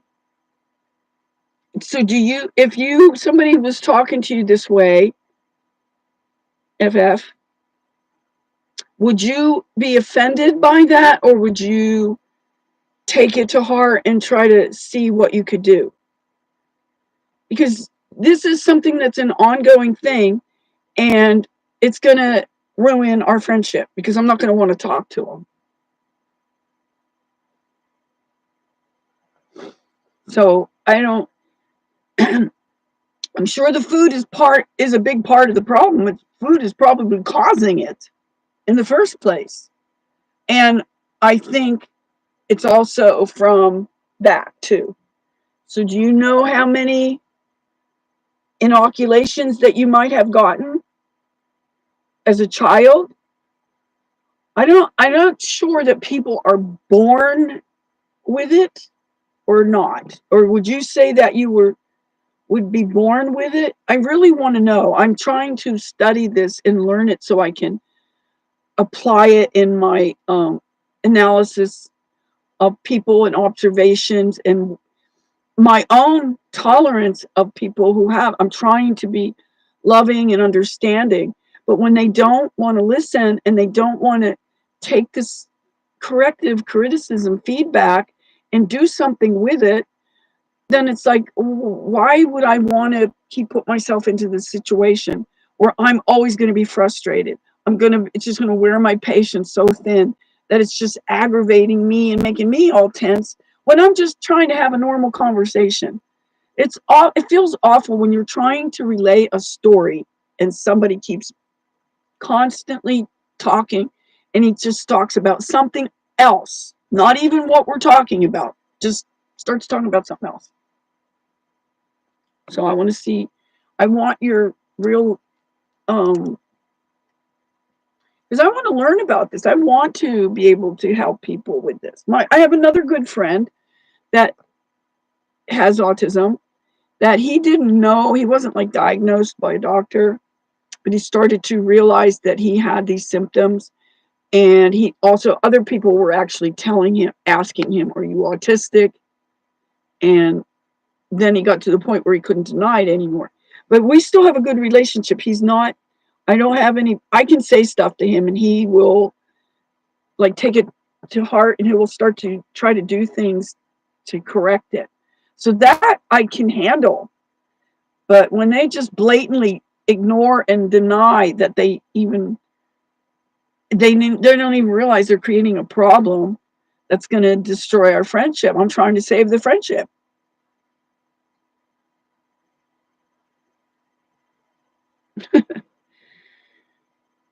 Okay, why are you saying that? Okay. You have to decide if you are able to mentally deal with it, and if you can't, you have to walk away. Well, I don't want to have to walk away from everybody. I want to help. I want to understand and see how I can. I don't know what the word is. Like, I don't want to say tolerate because I don't want to have to be in a position where I'm always having to tolerate something. But I do want to help the person. But if they don't want to be helped, then I'm getting to the point where that's my big problem is I am like super compassionate and I always want to help everybody and people don't understand my motives and it's just the way of the empath. And then of course we attract all these narcissists. So that made me think, oh my God, I hope she's not a narcissist because that was just painful to go through. But you're saying that I have to be able to mentally deal with it and then just walk away because I can't just say, I can't deal with this. See you, bye. I don't want to be your friend. Okay, so the other person I had a friend, this girl literally asked me to be her mentor. And she was really open to wanting to learn stuff and do all this stuff. Then I find out, she tells me after the fact. Now, if people tell me this up front, it's a different story, but these people are not always telling me up front. She was bipolar and she went off on me. She went into a manic state and everything changed.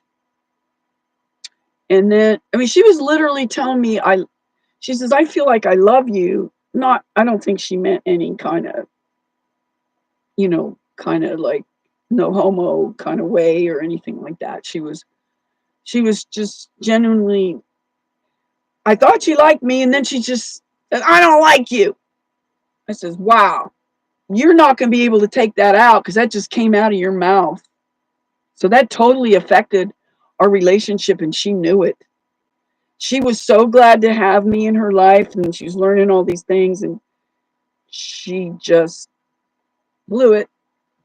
So, I mean, she came by again and kind of apologized, but she still was sort of trying to make it like me or something. And it's like, nah.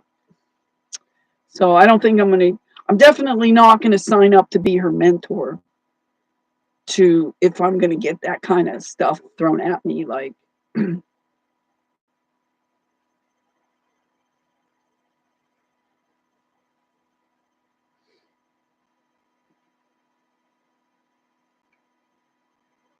why do I not? What do you tell me about the essential oils that I don't know?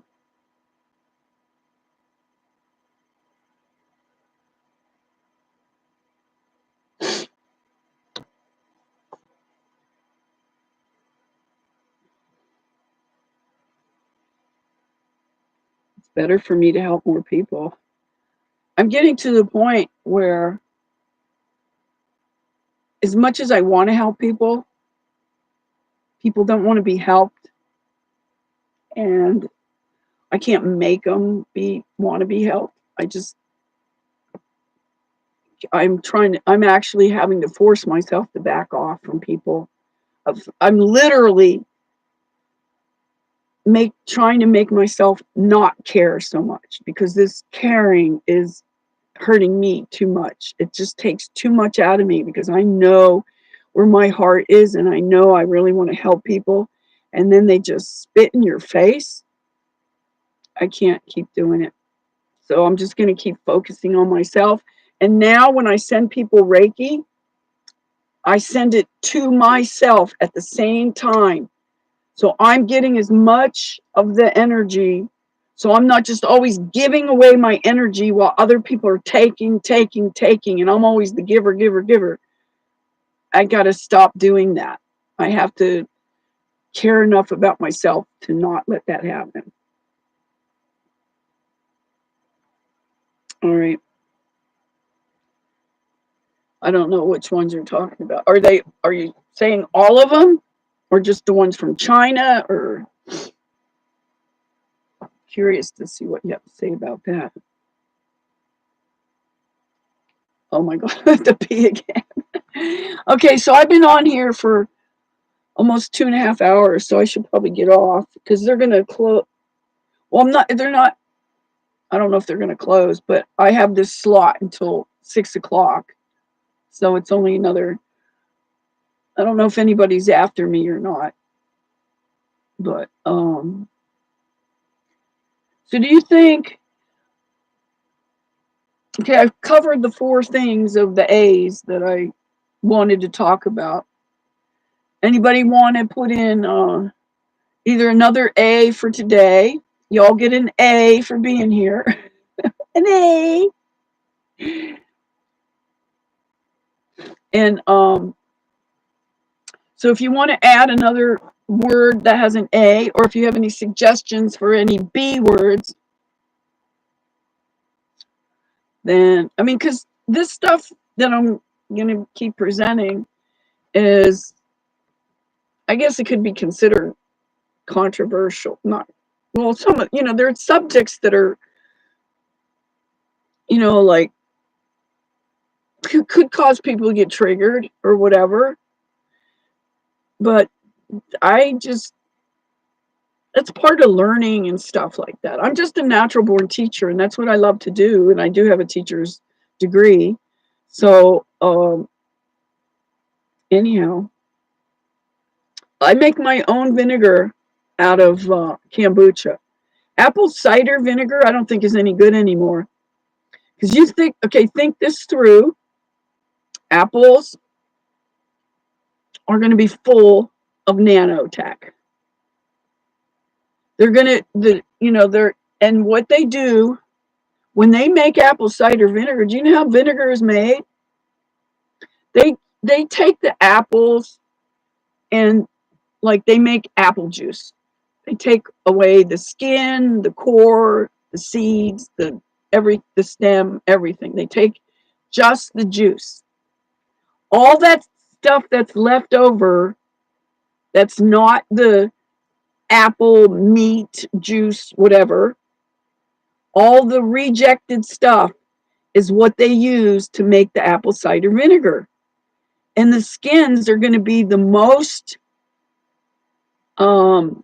saturated with the nano. It falls from the heavy metals and everything. It falls from the sky, lands on the trees and the apples in the soil, and then it comes back up in the soil through into the tree. It's just literally. So I make my own. I make my own kombucha. I need to make some more, but right now I'm not in a position to do it. And then when the kombucha, you drink the kombucha as a drink, a bubbly little drink. And then the older it gets, the more it ferments. Then you have your own vinegar right there. You made your own vinegar. Isn't that going to be way better than the stuff, the vinegar? So it's not what people think. Think that like people are so behind. Like they're like 20 years behind. What they're coming up with now that they think is so healthy, that might have been healthy 20 years ago, is no longer any good. People don't realize this. They're talking about all things that I talked about 30 years ago.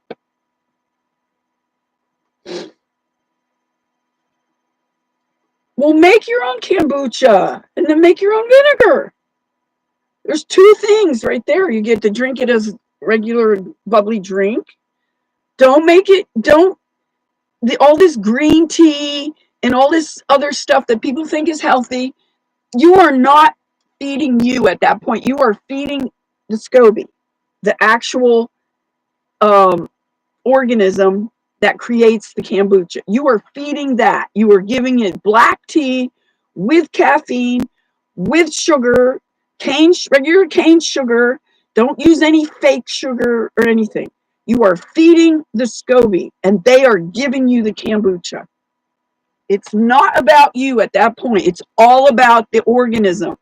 You feed that, it feeds you.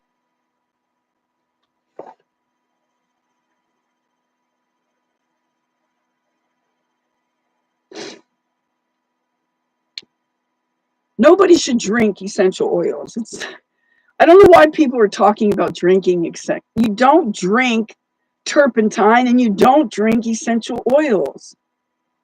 I put them on. I have a couple of these like cedar boards that are attached to like a little hanger that you can hang on wherever, any hook or wherever, that I got because I like the cedar, because they're just little cedar blocks. They're about, I don't know, 6 or 8 inches long and a couple 4 inches wide.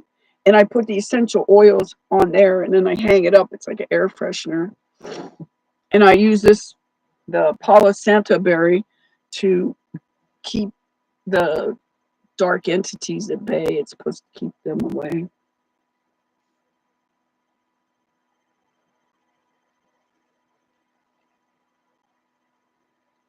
Okay, explain that, Oki. Well, sure. Unrefined is worse than refined. Explain that.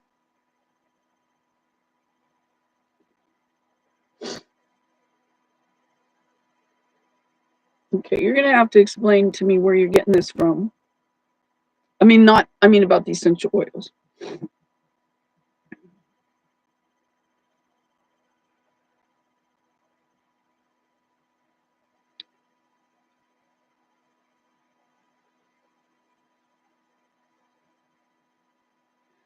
Oh, I don't know what that is. Zucca? What's Zucca? Sugar? Is it a type of sugar? I don't know what Zucca is. Can you explain that forever? Yeah, I don't do honey, but if you're gonna do it, it's you should get honey that's like within 20 miles of where you live, the local pollen. What's poisons are from what? Okay, there was.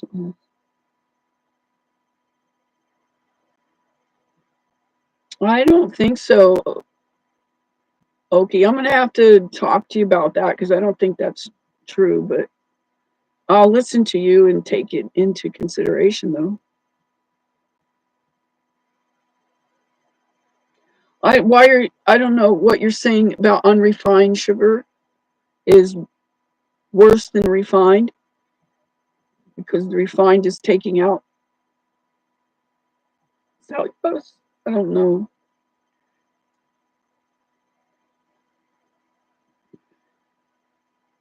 Shit, see, I can't read your thing because of these friggin' emoji things on the side here.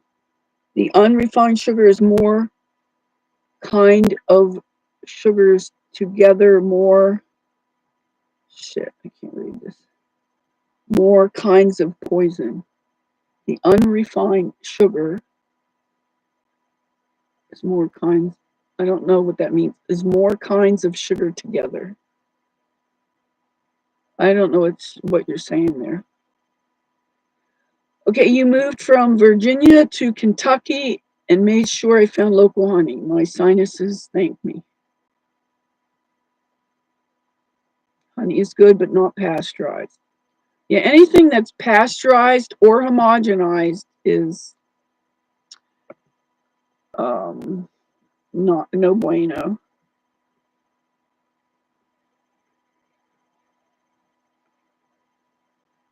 Well, we understood that.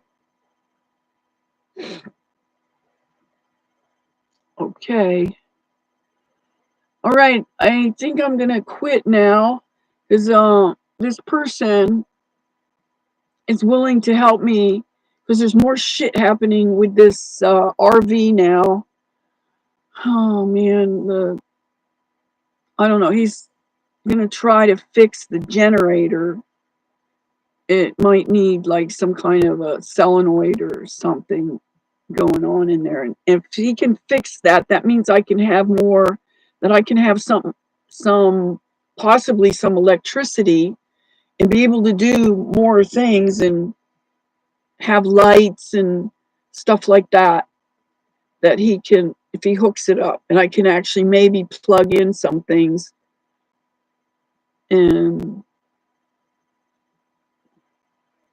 okay, unrefined sugar is made of more kinds of sugars together. Unrefined,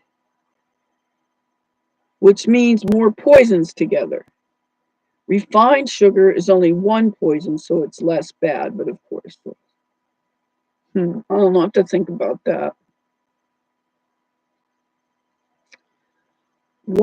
How can you make a bunch of different kinds of sugar into one sugar? That doesn't seem to make sense to me. I'll have to think about it. So, okay, everyone, thanks for coming. It's like I got less than 5 minutes to get out of here. So, thank you all for coming and for all your feedback and for all your likes. And I don't know when I'll come again. I don't know if a certain day is better for people or not. But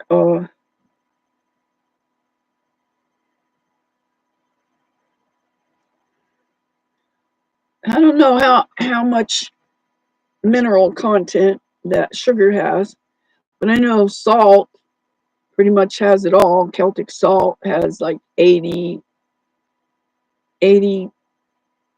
or more, 82 or something like that minerals in it.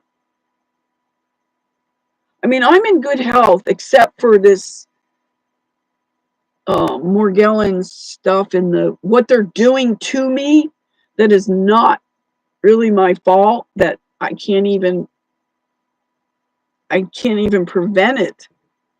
Like the ADD, and I don't know if there's just, the heavy metals are crossing over the blood-brain barrier and wreaking havoc in my body, because I have vertigo going on, which could be from the lithium. I have the ADD, and I have peripheral neuropathy. Like I have like this numb feeling in my feet, which is not really numb. It's actually very evident. It's right there. It's like so right there. It's like my feet are on fire.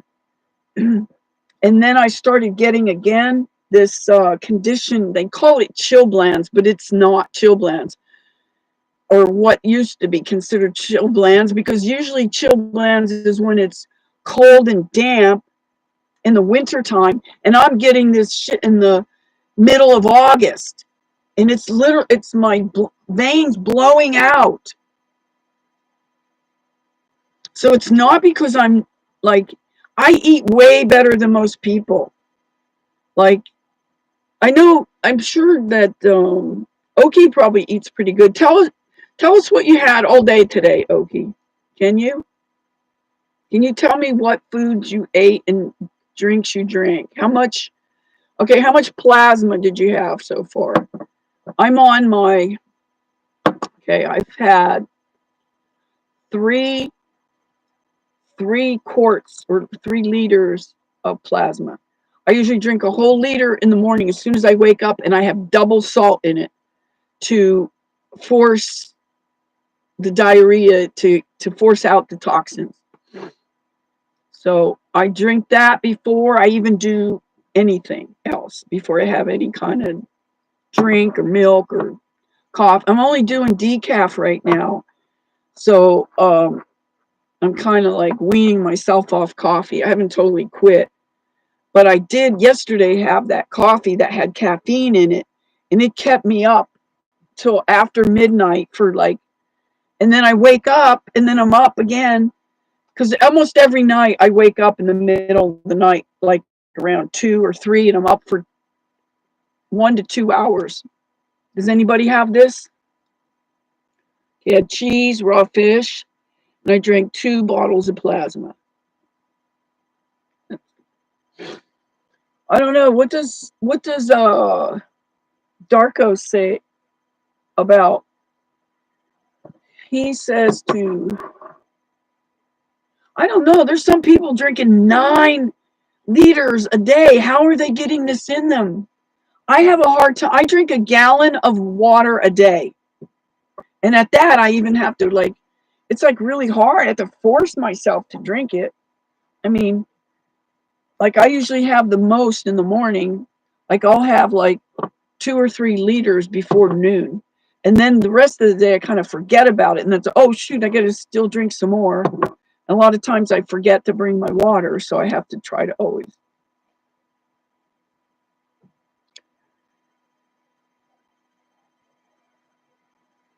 I can't. I tried to make like ceviche with the fish, like putting lemon in there to, like, the acid of the lemon sort of cooks it a little bit. But I can't eat raw fish. I don't do sushi or nothing like that. And I can't really eat raw meat. Do people eat raw pork? I don't eat pork at all. Some of you know my belief on the pork situation, the pigs. I don't know if you want to know.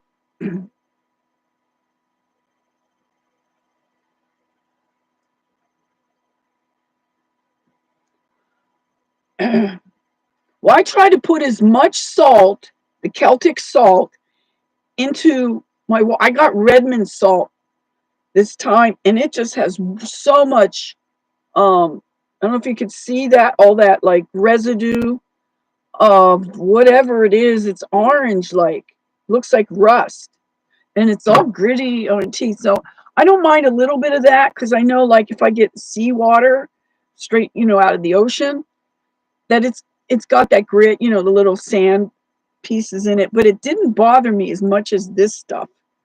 So I don't know what all that orange stuff is. I don't know if you can see it. When I put it down on the table, you can see it, but you can't really see it from me holding it up. But so when I get to the bottom of the water, it's just like, yeah, just chewing on like sand or grit, whatever.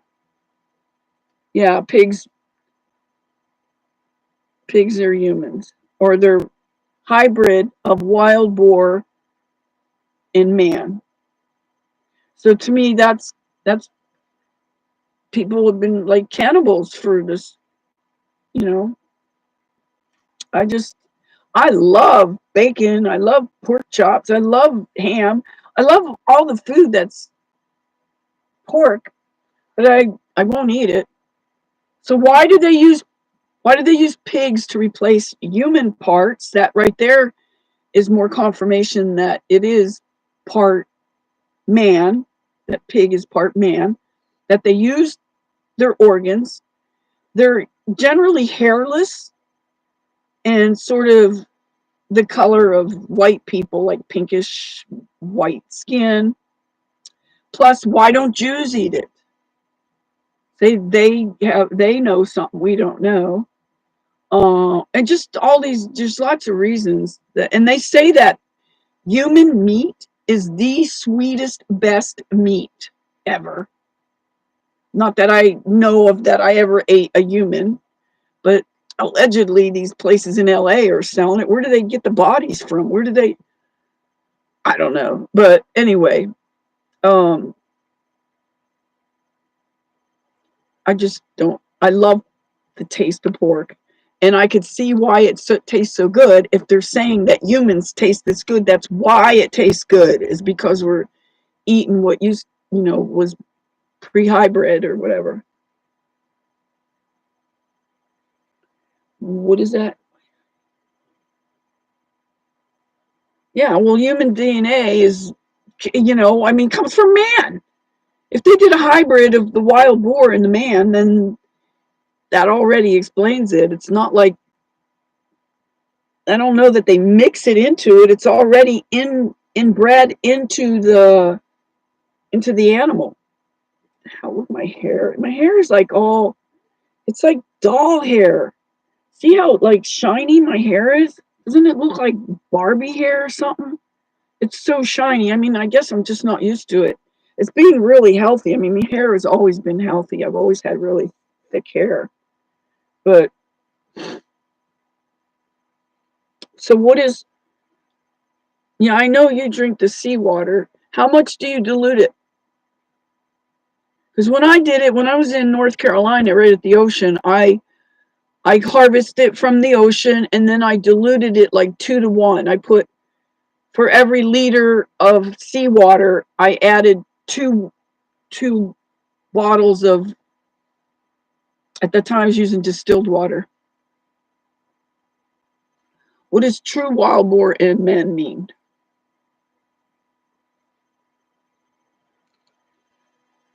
Homesteading channels are all about pork. Oh, really? Yeah. I don't trust these homesteading. I'm sure they think they're doing the right thing, but so, like, how would they legally supply these restaurants that are allegedly serving um real people, cooked people? I know it's gross.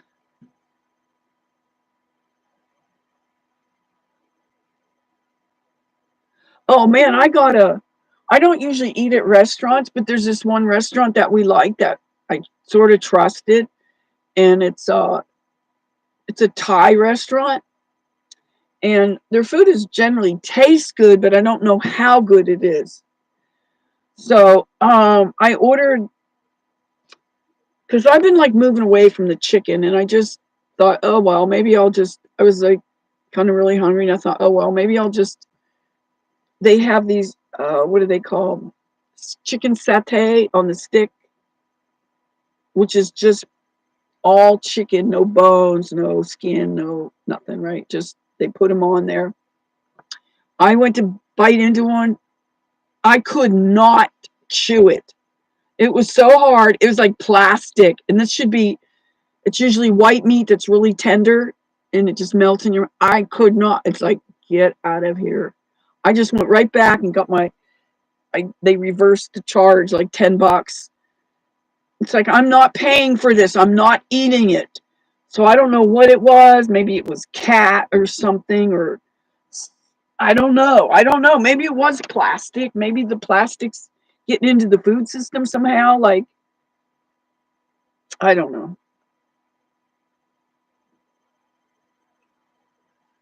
Matrix food, yeah. And what people are feeding their animals is another sad state of affairs. They don't even know what they're giving them all this fucking kibble.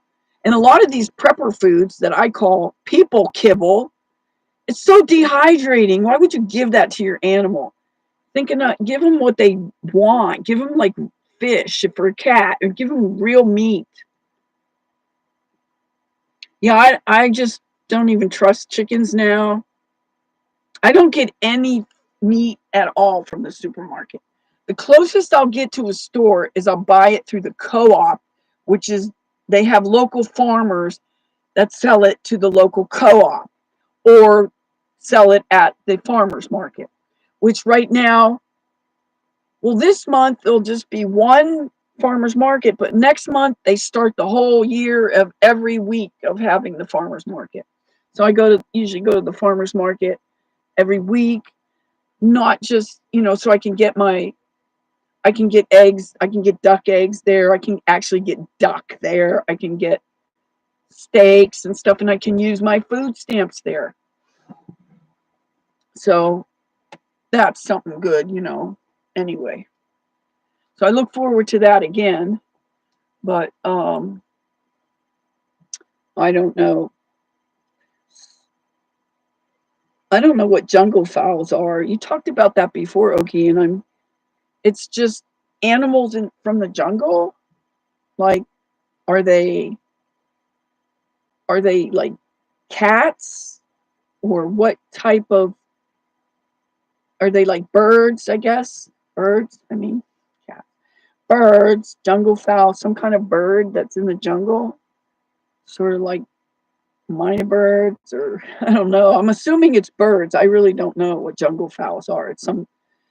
It's like an alternative to chicken, I would guess. Something like that.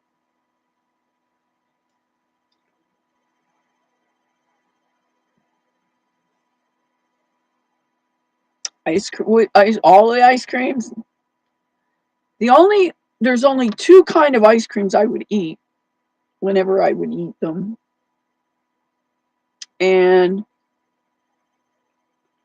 really, it's kind of weird because one of them is Strauss organic ice cream. Not that I think everything is organic anymore. I don't really think so.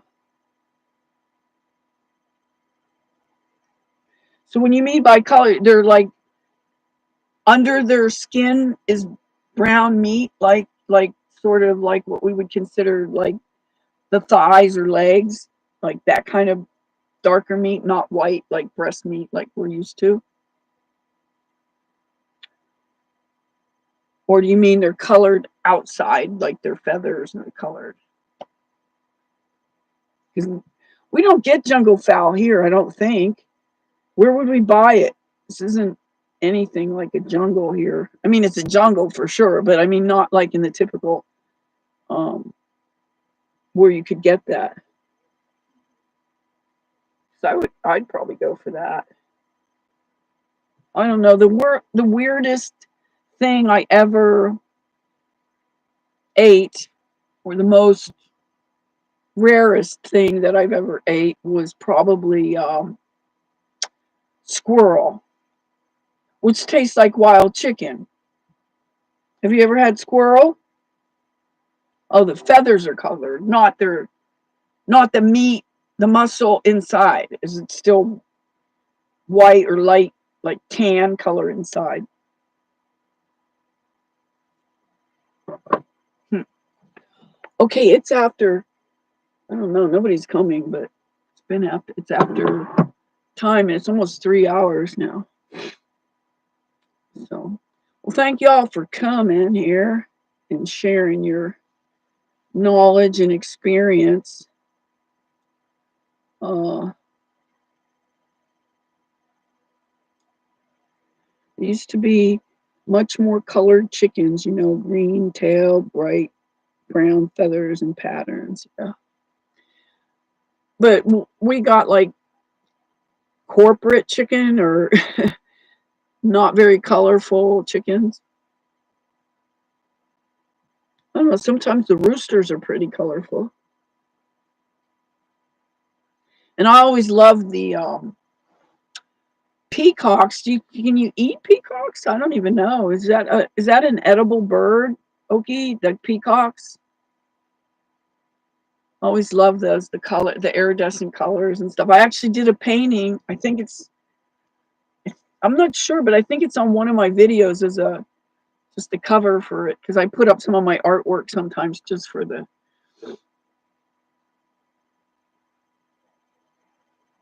You're welcome.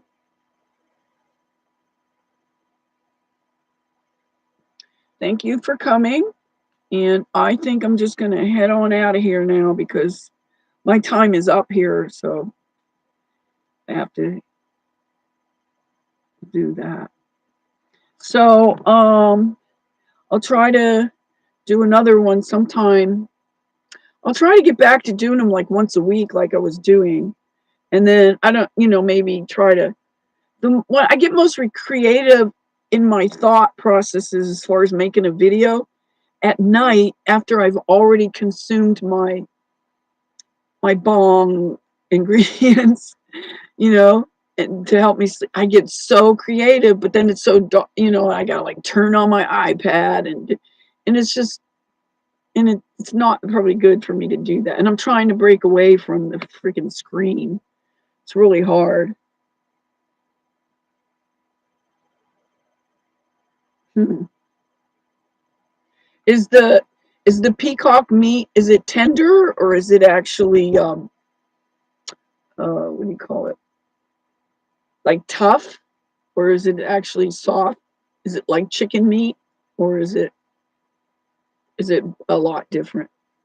Because the squirrel I ate, if I didn't know that it was that, I might have just thought it was chicken. It was actually cooked in a tomato sauce, like sort of like a spaghetti sauce. The squirrel. And then I've had frog legs, and I've had trying to think of odd things that I might have had. So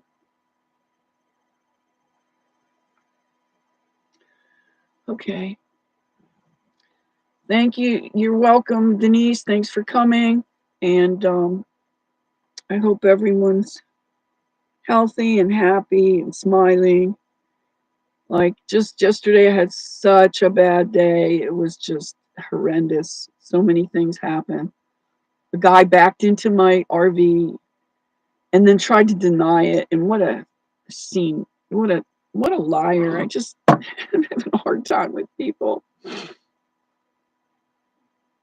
So I just have a hard time with people that are liars, that's for sure. So okay, I'm out of here, guys.